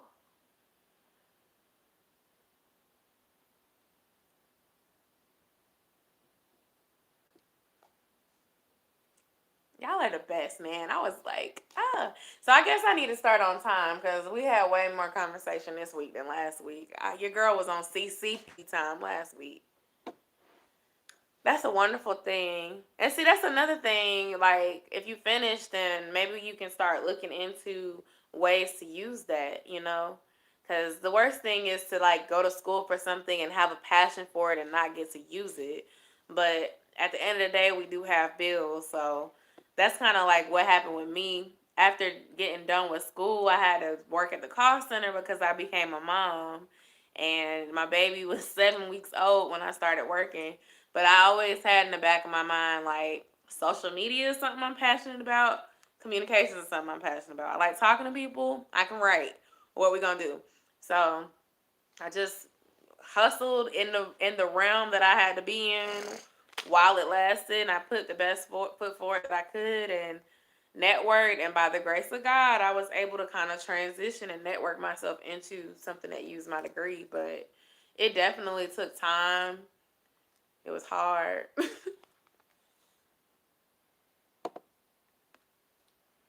Oh, we can talk about it again. I was saying, we were talking about the copper thing because Shaqueen, I won't be saying your name wrong, girl, but Shaqueen said that she wants to create a YouTube channel for her daughter. So I said that she just needs to do some research because YouTube just came out with this whole copper thing. And from what I understand, it means that when you make channels that are for children or that are targeted to kids, maybe it's an adult channel like Blippi, but Blippi's audience is little preschoolers, like my son. My son watches Blippi. YouTube is not going to monetize in the same way, nor is YouTube going to put commercials on those videos the same way they would put on my video or on anybody's adult video. And so it's probably not going to affect existing creators in a space because although it may affect their AdSense and their monetization, I really don't see how it would affect their sponsorships, their brand deals, and things like that. Because typically, children influencers partner with children related things because it only makes sense. But when it comes to the ads, you're limiting yourself to only children friendly things. So it's just like you have to kind of do your research to know how to best move in that space so that you can still grow and get your income. On a positive note, it can prevent some of this bad stuff that was going on. Um, with children being commented on inappropriately, weird, not weird people, but just sick people, targeting these little kids, these innocent children in these family channel videos and stuff, because there's some sickos out here. And then also just like some people that are just exploiting their kids because they're cute and they want to make money and they're like, okay, little Billy, we're gonna make a channel and you're gonna be cute and adorable. We're gonna make t-shirts and we're gonna sell merch off your cuteness. So it's like, I don't know, it just creates a space where you have to work hard. YouTube is always changing stuff. But I was just saying, for a new channel, just make sure you do your research because you don't want to be fined $42,000 for not marking your videos properly. Oh. So YouTube was fined by the FCC 170 million for advertising to children and using cookies to track their viewing without permission from their parents. Yeah, That that was makes the issue sense. that came out with Ryan because they were saying he was doing ads but not um displaying them like ads. So he'd be Oh playing yeah, with toys or he would be putting them in the video yeah, like it, playing with toys and and that's going to the reason why you McDonald's have to or disclose when stuff is sponsored too. Like well, if I it's really yeah, sponsored, because it's like I think he especially for kids, because you're sitting there saying, "Oh, we're just playing with this game," and it's like, no, you got paid, $3,000 to play with this game for this video for a dedicated upload. You need to disclose that because you got this item and you're presenting it to these kids, and now these kids are gonna be like, "Mommy, I want the toy that Ryan had," and you're kind of responsible for that. In addition, if you're not marketing it for kids, the worst thing you want to do is overlay an ad for something sexual or Fenty bra, Fenty beauty. You know how the bras ads be coming up, or just like the next scary movie, and you got a 4-year-old watching it, and now they're scared. I mean, YouTube should be smart enough to not do it on the kids' video, but if it's not marked properly, easily they could mark the wrong type of advertising on there. And then the children just be clicking and clicking, because I know my son be clicking. And he can't even read it yet, but he know how to skip the ads. He know how to click to the next video and everything. So it's like, it's kind of to protect them too. Yeah, it's definitely a protection. Protect them and to keep YouTube from getting sued again, because I'm pretty sure they don't want to lose money. So yeah, I mean that's the biggest. It just made me glad that I kind of stopped doing children. I didn't do children content. Let me rephrase. I used to include Josiah on my channel a lot when I was pregnant. I shared like, I think from 32 weeks until I had him. I had a birth vlog and everything. And then I would do like his doctor updates at like 3 months, 6 months, 9 months. I did a year recap. And then I stopped doing those videos, even though they actually got a lot of buzz. Like, I just stopped doing them because, I don't know, once your child surpasses the 1-year-old mark, I feel like I stopped taking as many pictures and stuff and trying to capture every little moment. I still capture some stuff, but it wasn't as much as it was when he was like a small baby. So it's like, even though that content shared him, I still wouldn't say my channel was ever for kids. Like, my channel at the youngest stage was for high schoolers. Then it was for college students, and then at this point, it's for adults. Like, my demographic is 18 to 34 per my analytics. Like, people that are like under 18 are really not an audience that watches my channel. The majority of people that watch are 18 to 34. There are some people that are like, I would say like 35 to 50 that watch, but that's probably like a lower percentage. Because 18 to 20 something, that percentage was like 40%. And then the other percentage, like 26 to 34, that was like 39%. And then the rest was just where it laid. I didn't have like small children in that percentage at all. So this channel is not for kids. Whether Josiah pops that big head on here or not, this is not a kids channel. So I'm really thankful that it isn't, because I don't know, that would probably be really discouraging. Like, to feel like you have to start all over, or go through all this legal stuff. Like, I'm not making no YouTube money like that for real, to be hiring no lawyer. Monetize does not mean you get paid every month. I do not get paid every month. News alert. I don't. I do this because I like this. It's not about the money for me. One day I hope it'll be about the money, but for me right now, it's not about the money. So,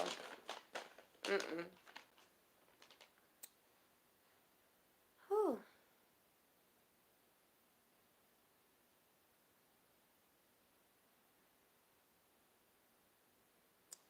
Let me see that my husband liked my video, because he had it up. He always forgets to like it. Here we go. Hey, Victoria. Hey, girl. Hey. I know, right? Part of that is my fault, because we be saying 9:30 and then we don't start until like 10:45. But today we actually started on time. Ask me a question.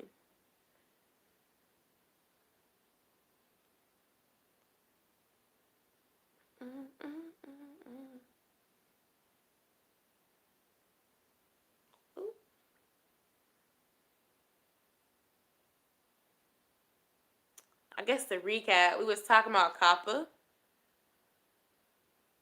Girl, go ahead. Ask me a question, because I was running out of stuff to say. We didn't talk about COPPA. We talked about Uber Eats, making money online.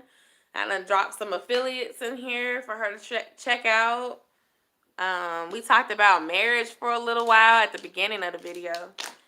Dez was here. I think he had to go use the restroom. But I am so happy I don't make kids content too. Like y'all, I remember when we first had our kids and we were like doing little things with them. He won't be on this channel anymore. Y'all might hear a little cough or a laugh in the background, but I don't have time. Okay. YouTube is forever changing. You can't rely on YouTube. You can't rely on YouTube. When I say that, you can't rely on YouTube to stay the same. That's what I'm trying to say. You can use YouTube. YouTube's a great platform, but you can't rely on it to stay the same. Yeah, because I remember I did have a video on there with him, and it was some trolls in my comments saying stupid stuff. So it's like, it's one thing for you to talk about me and say whatever about me, but do not talk about my child, you know? And there's some sickos out here. Oh, you know, Josiah imitates me making videos sometimes. And I thought about creating one for him too, but now I'm definitely not gonna do it.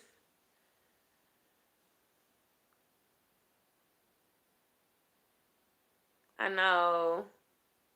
Maybe one day, maybe I got to try a different platform like TikTok or something else that pops and can go viral.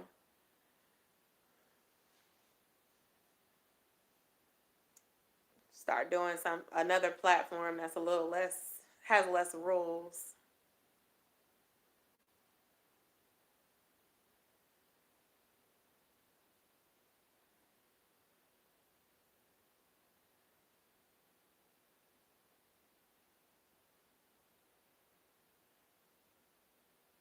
Okay, I'll make some more. I'm actually gonna start doing more fashion videos anyway. Bras, activewear, leggings, workout with me videos. I'm gonna add that to my channel because I gotta lose some weight. My boobs got huge. Thank you. Thank you.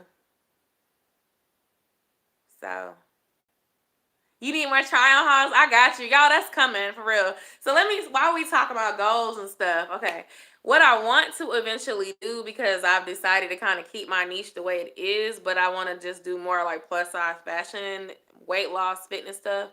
I want to start doing it to where I have a specific day where I do like the fashion, the bras, the weight loss clothing, regular clothing, because my theme is like frugal and fine. So it's like I'm gonna look for stuff, but it's gonna be like I got a good deal on this, y'all, like that sort of thing. And then the other content will be real talk, and then I will do reviews. Because the whole thing is I do real talk, lifestyle, and reviews. So I will be doing real talk lives, but I want to do like scheduled uploads for fashion. You know, yes, Goodwill, thrift store, like, you know, challenging myself to go to a place and only spend X amount, that sort of thing. And then like go to do like, okay, that's like maybe Mondays, and then Wednesdays can be like whatever Wednesday, you know, like you see in an engagement group or something. Like you talk about whatever, but it's real talk. Somebody asked me for advice, let me give you that advice. And then Friday can be like Fitness Friday, or you know, something, but it's just a little bit more structured so people know like what to expect. Because I feel like a lot of my friends and just the fashion videos, they did get more traction.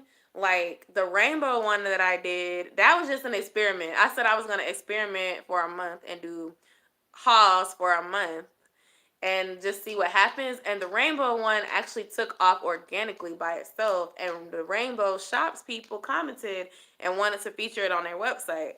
So I was just like, okay, maybe I do need to do more fashion hauls. But like a couple of my subscribers was like, hey, you stopped doing hauls. Can you go back to doing hauls? And I was like, okay, sorry.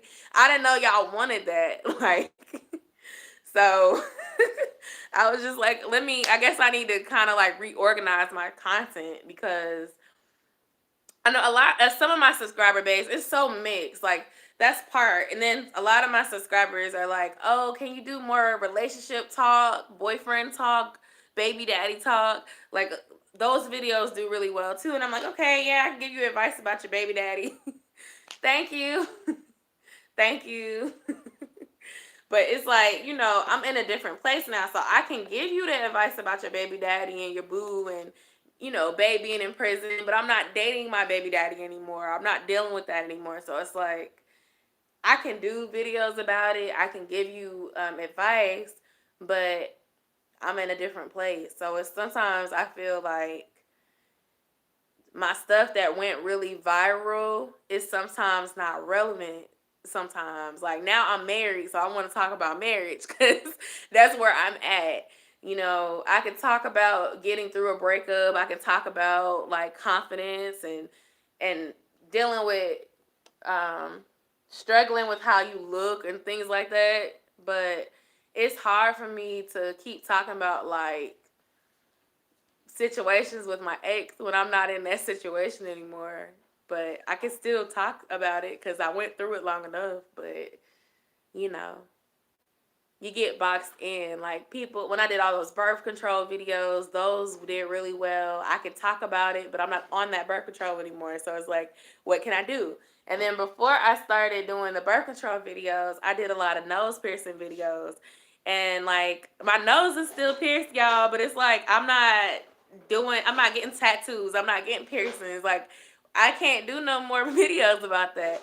So it's like every time I find something that works for me, it doesn't relate to me anymore. And I just feel like I can't do a video about that no more. So I just have to figure out what my next thing that's working for me and then keep doing it over and over again. Now that I'm consistent. Because I've been consistent this year. And it paid off because, your girl wasn't consistent the other years. But 2019, your girl was consistent and I grew. So yes, I hate feeling boxed in. Like doing what I want to do works so much better than just doing something just to do it. Like, ugh. Hold on. Yeah, telling my boyfriend every day I just want to be careful about what my daughter watches on TV, seeing sex too much on TV. That's true. Yes, you gotta be careful. You gotta be careful nowadays. You gotta be careful with what they're watching on YouTube too, because these kids don't even watch TV because they watching YouTube videos. So you have to watch like what the kids are looking at. Kind of like that. Her story times a lot of her ex, but she's married with 2 more kids now. Yeah, I mean, I have story times for days. I just have to pull them out on a drawing board. Like honestly, I bulk filmed this past weekend, so I plan on actually doing that again and just kind of brainstorming some videos and doing them again. Like, excuse me, story time, marriage talk. I want to go and do some shopping and try some stuff on, put some stuff together. Like, I have so many ideas. It's just me using my time to actually do them. And then videos with him. Hi, Des. He looks tired. Now you smiling. But yeah, like I have a lot of ideas. I just want to put them into fruition and make them happen. Being a YouTuber is hard out here in these streets. I consider myself a part-time YouTuber, but it's hard like to keep it going. Keep your motivation. And when you're going through stuff emotionally, you don't be in the mood to film. Like that's a real thing out here. That is, thank you. That is a real thing. Like I started bulk filming because when I'm in a filming mood, I can sit there and film 6 videos at once. When I'm not in a filming mood, your girl won't do nothing for like a week or two because it's just like I'm not in the mood. I remember one time I filmed videos when I was like pissed off, angry, and one of my best friends, she watched my videos. She watches like all my videos. She was like, "Yo, Sha, were you upset?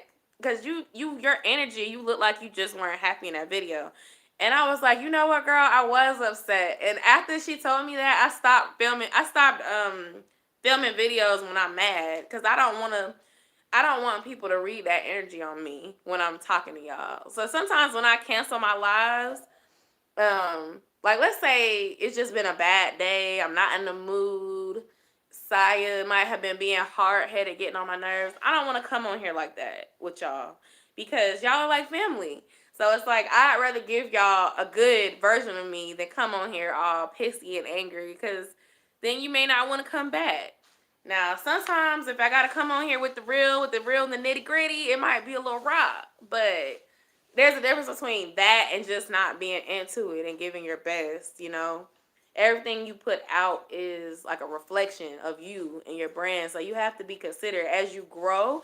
You have to be so considerate of that, because you never know what video the next person might see, or what first video somebody is seeing of you that could be your first impression. So yeah, it's a lot out here creating stuff for people to watch.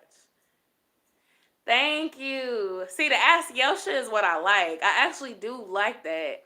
And what that stems from is people asking me for advice. My friends ask me for advice, and then people I don't know ask me for advice. Like, they would ask me under some of my older videos, or they would find me on Instagram and send me a message and be like, Yosha, well, they don't know my name, but my name is Yosha. But they'd be like, oh my gosh, I saw your video about this. I am going through the same thing and I don't know what to do. And then a couple people would ask me the exact same question. So I was like, you know what? I should make a Ask Yosha series on my channel. And that's kind of where that came from, because over the years people would ask me questions.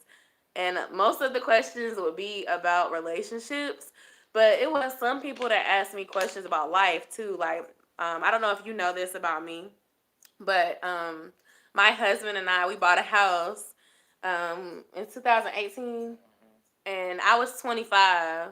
Was that no? I was 24. I was 24 when we bought the house. So people were asking me about that too. They were like, "Well, what do I do? How do I buy a house?" That sort of thing. So it started from relationship talk, but it was just really just ask me anything. Like, it could be about buying a house. It could be about finding a job. It could be about, how to network. People ask me in my hometown, like, Yosha, I want to start a YouTube channel. What do I do? And I'd be like, I am not an expert. I'm not an expert out here, but I'll tell you what you can do. What are your thoughts on letting your boyfriend or husband see your natural hair? Some people feel always go around good around that person. I think it's no problem with your husband seeing your natural hair. Um, like I guess I just be transparent. Des has seen me looking a hot mess, and I've seen him look a hot mess. I mean, it's just, I guess it depends on how comfortable you are around your boyfriend or your husband. It depends on how comfortable you are with yourself. Like, I don't really wear my hair in the natural state because I'm still transitioning, but I haven't had a relaxer since last September. So it's been like 15 months, no relaxer. But he's seen my hair. Like, he's seen me in transition between styles. He's seen me with, taking down braids that haven't been washed for 2 months. Like, he's seen me look, like that, even when we was dating.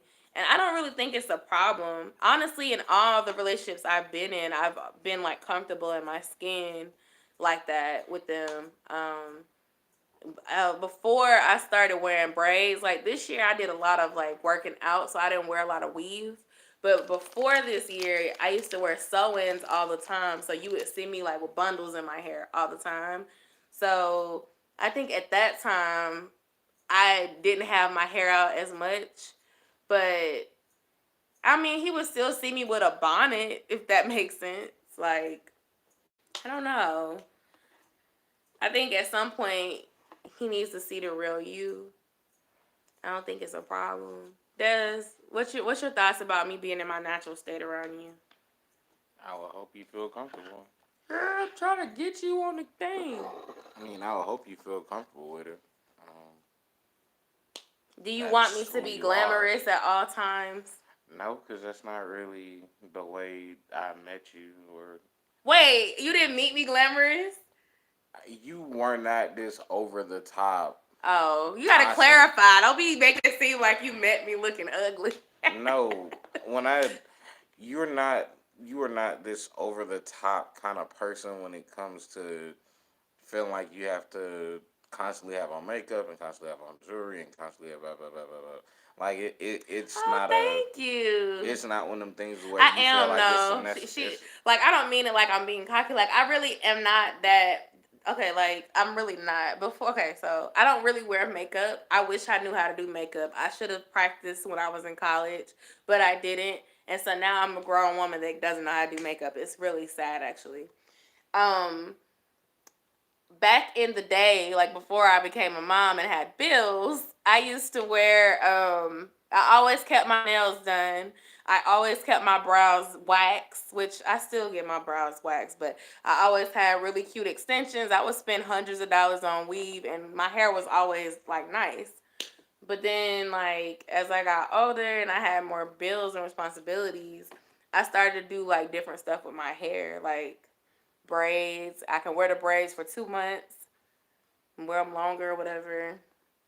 I know when we were getting married to save money, I was wearing my hair. My hair was like cornrowed all the time, and I was wearing all these different wigs because it saved money, and I didn't have to worry about it. I don't know how to apply a lace front. That's the reason why I don't wear them. I think wigs are cute, but other than just cutting the lace and like laying it flat on the head, that's my basic knowledge of a wig. I don't know how to do it. I think gaining weight can affect your relationship. Yes, I gained a lot of weight. I've gained a lot of weight since we've been together. When I met Desmond, I was like 200 and maybe I might have been 200 pounds even. So I was like a size 14 in pants. I had lost a lot of weight because I had started working on myself. I started working out. Recently went through a breakup, so I was in that after breakup glow, just kind of in a loving of myself type place.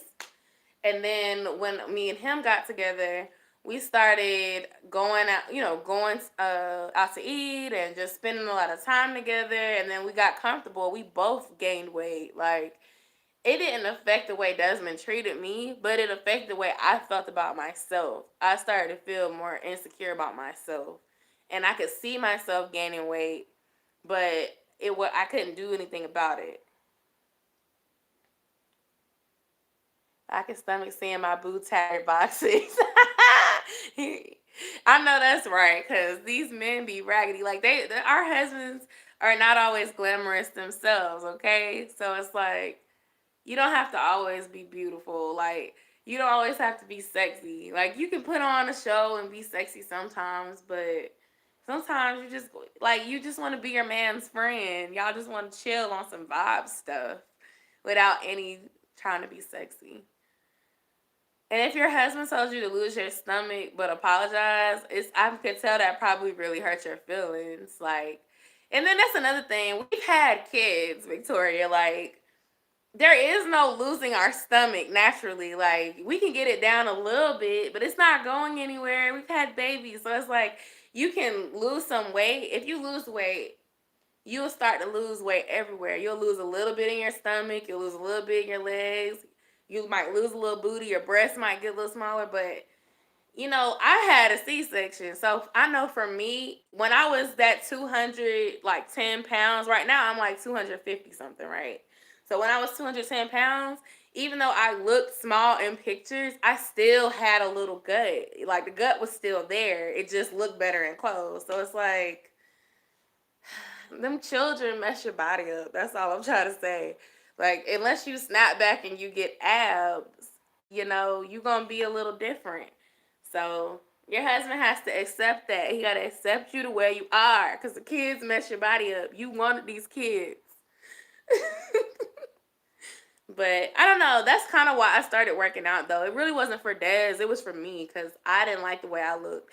And, like, I compare myself to myself. I've never been a type of person that compare myself to other women because, I can't look like the next woman, but I can look like the old version of me. So I would always, like, look at old pictures of me when I was younger, before I had a kid. And I'd be like, oh, man, I want to lose. I want to lose my stomach. I want to tone this up. My arms have gotten so big. And it's just like, you know, I'm getting to a point now where it's just like, I'm trying. It's so hard, but I'm trying to embrace where I'm at now, even though it's not, I'm not as happy with it sometimes. And it's hard. It's so hard because it's like, I know I can do better than I've been doing, but it's just, I haven't been, I haven't been doing better. I like to eat. And so, like, I work out often. I work out like 2 to 4 days a week, but my diet is just not the best. It's never been the best. Yes, I try. I try. I have my dependency issues though, more than y'all think. Like I love my dad. Like I don't be wanting him to go nowhere. So I could come like this channel thing is something that is for me. Like I think he's kind of like low key type person. He does stuff with me, but I don't know. I think Des would be indifferent. Like if I was like I don't want to do YouTube anymore, Des, he'd probably be like, okay, babe. Like he doesn't care about it as much. But I think like I don't know. Like I have my self confidence issues. I don't know if y'all see it, but I definitely do have them. Like I just wanna I don't know, like I wish I could have made better decisions prior to prior to like getting to this size. Like I said, I am really active but my diet is not the best.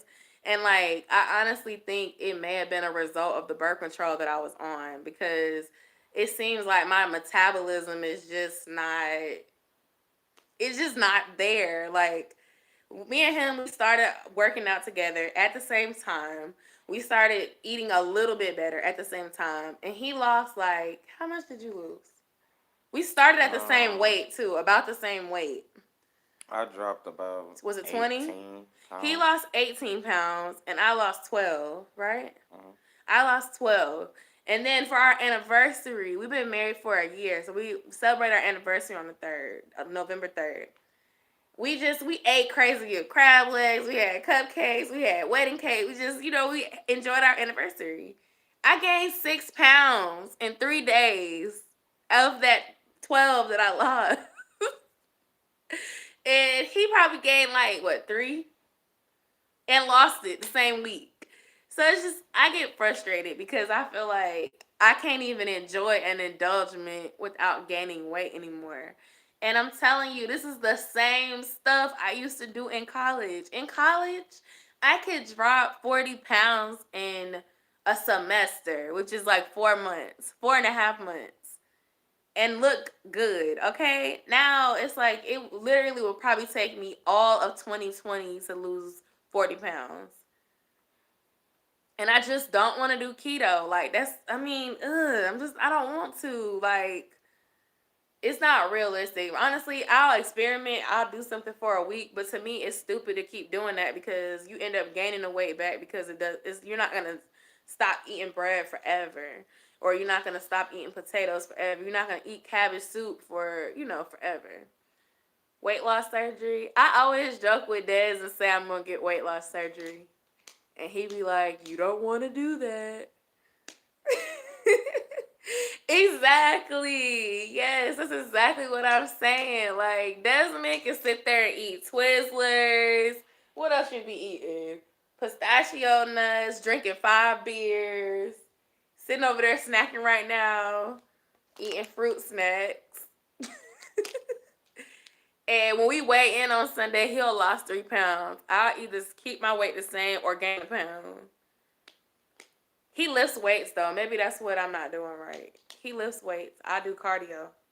But to go back to your question, I've considered weight loss surgery. I know it works. I've seen people around me get it. Not in my family, but I know some people like from work and stuff that have gotten it.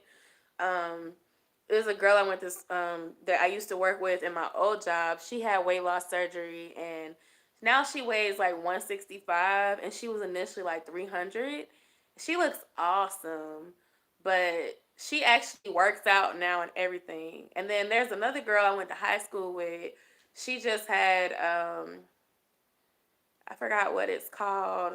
Geatric bypass. Something she had Gastric bypass. gastric bypass. She had that and she lost like 30 pounds so far. She just got it done last month, like right before Halloween. And it's hard. Like I'll just say with weight loss surgery, from what I've learned from other people, it's not like an easy fix like some people think. It works, but like you have to lose weight naturally before you get it. Then you have to do a liquid diet. You have to learn how to eat again, and you have to have the right mentality for it. If you're insecure or you're weak minded right now without being on a specific diet, then you may not succeed. And I know with me, I'm a huge emotional eater and I'm a stress eater. So I don't know. I would have to get my mind right to do something like that. I'm not against anybody that gets it because it can be hard. And it's like sometimes you try, like for me, I've been trying to lose weight for like 6 years now. Literally, you can go to my back on my darn channel and you'll see me like on weight loss journey every year trying to lose weight.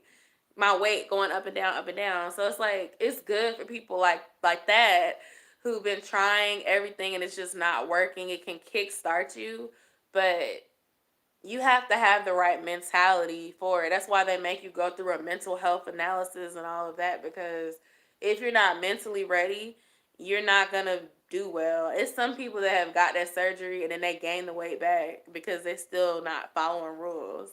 Like on reality TV, I don't know if y'all ever heard of Mama June from Hot to Not, but she had that surgery done, and she on the last season that they had open, she had gained all the weight back from her surgery because she was just eating like crazy.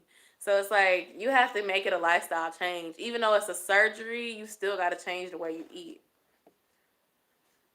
And a lot of people get loose skin and then they have to get a skin tightening surgery afterwards, which isn't a bad thing. I mean, because I want to look sexy. I don't want to get the weight loss surgery and then my skin be all drooping and my legs and stuff, my stomach be all loose. I don't want that. Like the whole point of getting it, you want to be thick and voluptuous.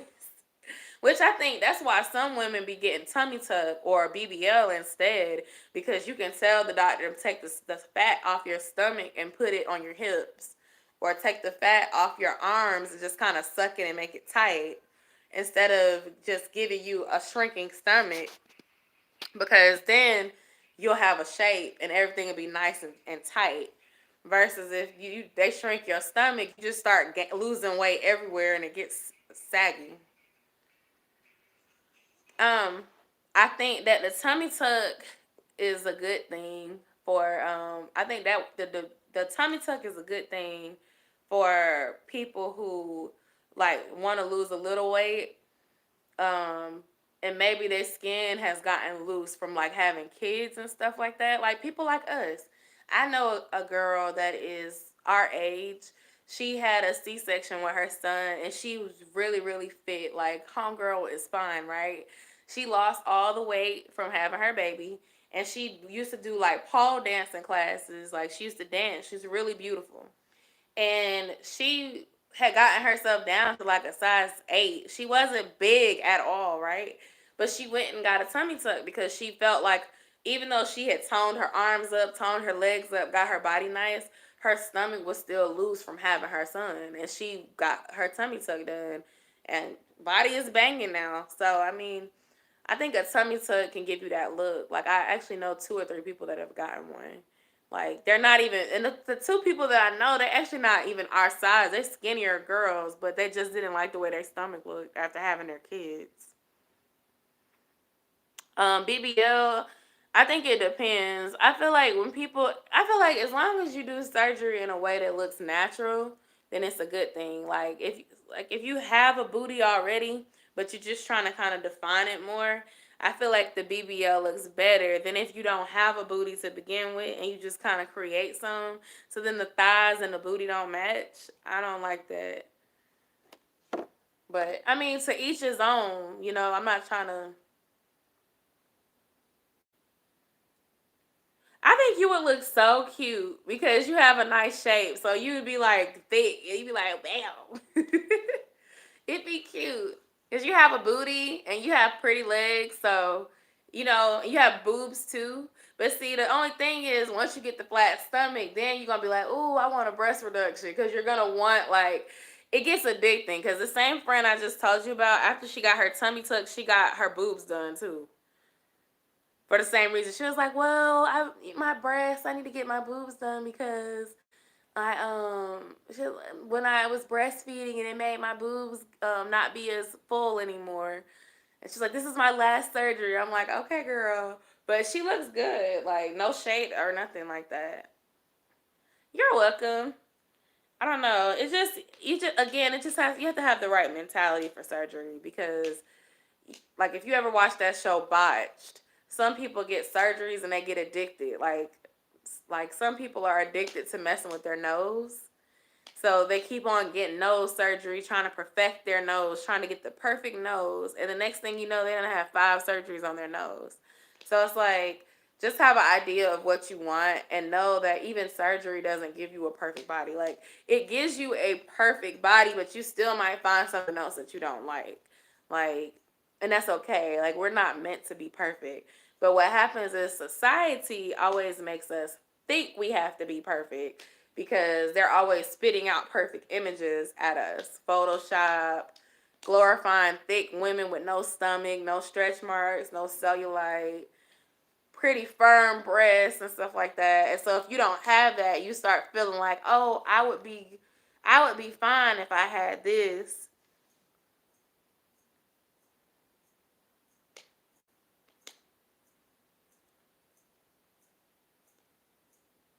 Wow.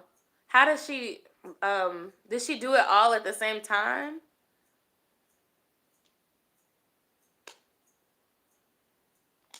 And you just proved my point if she didn't. You see, it starts off with one thing and then you start doing it more and more and more.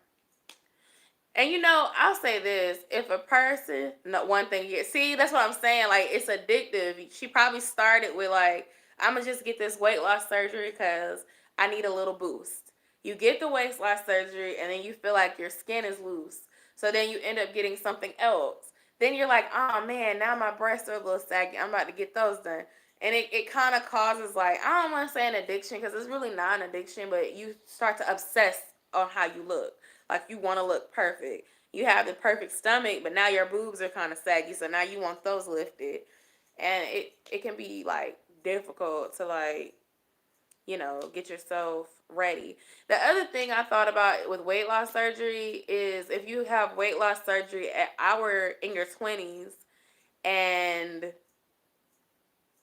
you want another kid, and now then you kind of mess up your weight loss surgery with your pregnancy, if that makes sense, and you end up gaining weight because of the pregnancy. Like, I don't know if you're done having children, but like that's something I thought about too because I always joke with Des. I'm like, oh, I'm getting a mommy makeover when I get done having kids. I'm gonna have my I'm gonna get my tummy tucked. I'm gonna get a breast lift, and I want a natural breast lift and reduction using my natural breast, and we're gonna go from there. And I always joke and say that. And then I thought about it and I was like, well, it don't make sense to do it now because I know I want at least one more child. Yeah, I don't want any more right now. I don't either. I don't want, I want to wait. I mean, I always said I wanted my children to grow close together, but I just, it's so much more I want to do. So it's like, I don't want to get pregnant and, have another unplanned pregnancy and then be like, okay, you know. And that's the thing. I don't want to pay money for surgeries and then have the baby mess my surgery money up. I only want to do it once if I have a surgery. But I'm really trying to lose it naturally and just work because my arms are not that bad, but they've gotten bigger because I've gained weight. And I have so many more stretch marks now. Like, they're everywhere. They're like all over my arms, all over my stomach, my legs. I'm like, oh my gosh. So when I look in the mirror, sometimes I just feel frustrated because I'm like, how did I let this happen to me? I am not small. Like, thank you, but I just don't feel like I'm small. I weigh like 254 is my lowest from recently, and like I don't feel small because I used to weigh 180, and then like even like 3 years ago I was like 220, and now I'm 250. Like, I don't know. And my heaviest was 278. When I got married, I was in the 270s, but that was last year. So it's like that was big for me because I'm short. Like, at least for you, you're tall. So, like, I feel like taller women carry weight different. Oh, thank you. I always hear that too. People be like, you don't look like you weigh what you weigh. And I'm like, I know that, but I do. I don't know where the weight is hiding, but it's here. Maybe it's in my big old head. But like like if y'all go back, like, cause y'all know I've been on here for a while. If you go back to like my old videos from like 2014 or something, you'll see like what I'm talking about. Like my stomach was actually, get out my camera yawning and all that in the background. You sleep. No. I'm sitting here listening to you talk. What I said last? You can tell them to go look at your older videos so you talking about your weight. Des can sleep and listen at the same time. It's really annoying. He's a good multitasker. But anyway, if you look at my old videos, I was really small, like small enough to have a belly ring and everything. So I guess that's why I feel big to myself. But I'm gonna stop talking bad about myself and just say I'm trying to work on it. I'm trying to hopefully 2020 will be my year of consistency, and I'm going to try to start doing more content about my weight loss journey to help me stay on top of it, cuz literally I go hard January, February, March, and then I lose like 20-30 pounds, and then I fall off for several months, and then September rolls around. It's like the same thing every year, and I'm tired of it. Thank you. And thank you for saying I wear it well. I appreciate it. Because Des will tell you I'm so hard on myself, aren't I? Wait. Mm-hmm. You half sleep over there. You're like, okay, yes. But yeah, I am like, I always beat myself up about it. I'm like, oh man. Exactly. I don't know. It's not intentional though. I promise. It's really not intentional. It's just like life gets crazy. Excuse me. Like earlier I was talking about like what I'm thankful for, and I was saying family. And I think what happened, I was going really strong, and then earlier this year I found out my sister has cancer. And then my stepmom, she had a heart attack. So I was kind of stressed out during that time. That was back in March. So I was kind of stressed out during that time, and even though I was still like going to the gym and stuff, I started the emotional eating again. That's really what happened. And then from there, like every little thing that would bother me, I was emotionally eating. And the other problem I've picked up is like emotionally shopping. Like I'll go to the store and I'll spend like $100 at the grocery store just buying food, or at Walmart or Target or something like that. So it's like I'm really trying to cope with those like emotional habits, because that's not healthy. Like to like binge eat or emotional eat and stuff like that, stress eat. So I think that's kind of what it was. And then like I know the year before, maybe 2 years before, my dad had a heart attack. So y'all know my dad is my world. I was stressed about that.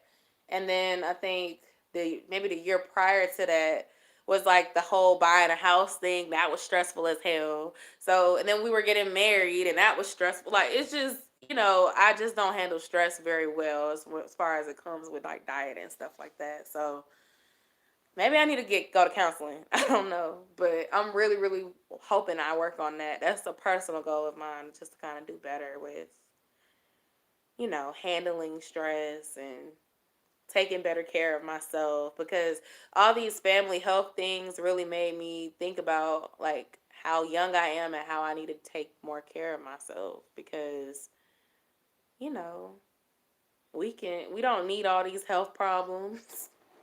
It's not a good thing to have. Like, I don't know. It's genetic too.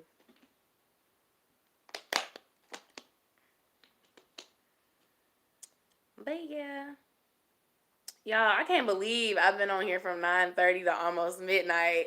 Oh my god. And I think you're right, Victoria. YouTube has been my escape for a long time. So it's going to continue to be a source for me to kind of get myself out there and express myself in a positive space because, sorry, gaining weight and eating crazy, that's not working for me. But one thing I like about YouTube is that I get to express myself, but I also get to help other people feel good too. Like it makes my day when people tell me that my advice helped them, or you know, my experience made them feel better. It makes me feel like I'm living my purpose more than anything else that I've done. I mean, other than being a mommy, being a mom, you always feel like you're living a purpose with your kids. But when you help other people, you always feel so good. Like when people tell you not, and then not just people that are watching because they have to or something, or because they want you to subscribe back to their channel. Which I'm a YouTuber that watches content all the time, so I don't care about that. But just like if somebody finds me on their own because they were looking for help, and then they tell me in the comments, or they reach out and they're like, thank you so much for this video. I was really going through XYZ. This helped me. Like, that makes me feel so good. That's the whole reason why I do videos in the first place. I appreciate y'all too, because the whole thing is like I felt alone, or I felt like I was going through something that people didn't understand, so I shared it here. So when people tell me that they experience it too, it almost puts us people that feel alone together so that we don't have to feel alone anymore. Especially like black women, plus size black women, um, single moms, wives, all of us, we have to stick together. And I feel like that's a good way for us to be together and be united as we experience different things. Um, and Victoria, the video you that I watched earlier that you did was really good. Actually, you did a video about it was about obesity, like how men kind of encourage obesity. Like if people actually watch the video and just don't go based off the title and listen to what you're saying, I get what you mean. Like I do feel like there's a lot of pressure on women to be perfect and to look a certain way. And most thick women are obese of when you look at their BMI. So society, even if you take the word men out and you just say society encourages us to be thick women, voluptuous women, curvy, no stomach. There's so much pressure to alter your body. There's women out here intermittent fasting and doing keto and doing every diet in the book because they're trying to look attractive for society. We don't have to say it's for men. We just say it's for society because it is. A lot of people are influencers, so they're trying to look attractive to brands because they want the brand to promote them. Or, you're trying to grow your following, so you're trying to trend or whatever. So you're trying to make sure you look perfect. It's definitely a culture where that is a norm. So what you were saying was facts, okay? And for women that don't look like that, it's hard. Even skinny women, like we can speak on skinny women for a minute. You have skinny women that used to be like literally in the last 10 years, I feel like it's kind of transitioned to thick women. But back when I was a little girl, everybody wanted a skinny girl. And I felt like now everybody wants a thick girl. So it's like you have skinny girls feeling self conscious about themselves and taking like apatin. What's it called? Apnamin? Apamin? Something. It's a medication that makes you gain weight. Oh, I'm not sure what A, that is. AP something. But smaller women are taking this because it makes them gain weight. Like, or they purposely go get the depot shot so they can gain weight on their hips and stuff like that. Um, because they don't feel like their natural state is good enough. They're trying to be desirable, basically. So, I mean, that's a real thing out here. I'm not saying men don't go through pressures too to be attractive or whatever, But I feel like at least as a woman, I can see what we are pressured to be a lot. Like that's a real thing. I was like, yep, she's preaching. But I guess I'm gonna have to come back. This was a good conversation, y'all. Okay, I'm gonna get ready to go to sleep. My husband has really been trying to hold it down over there. He's tired.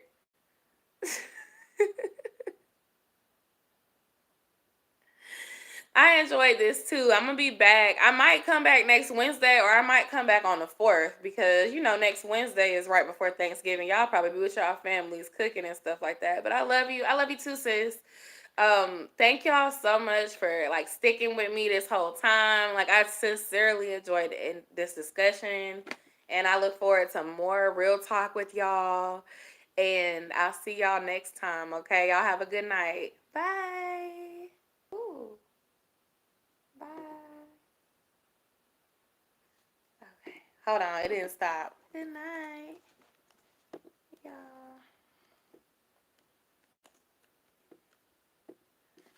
Okay.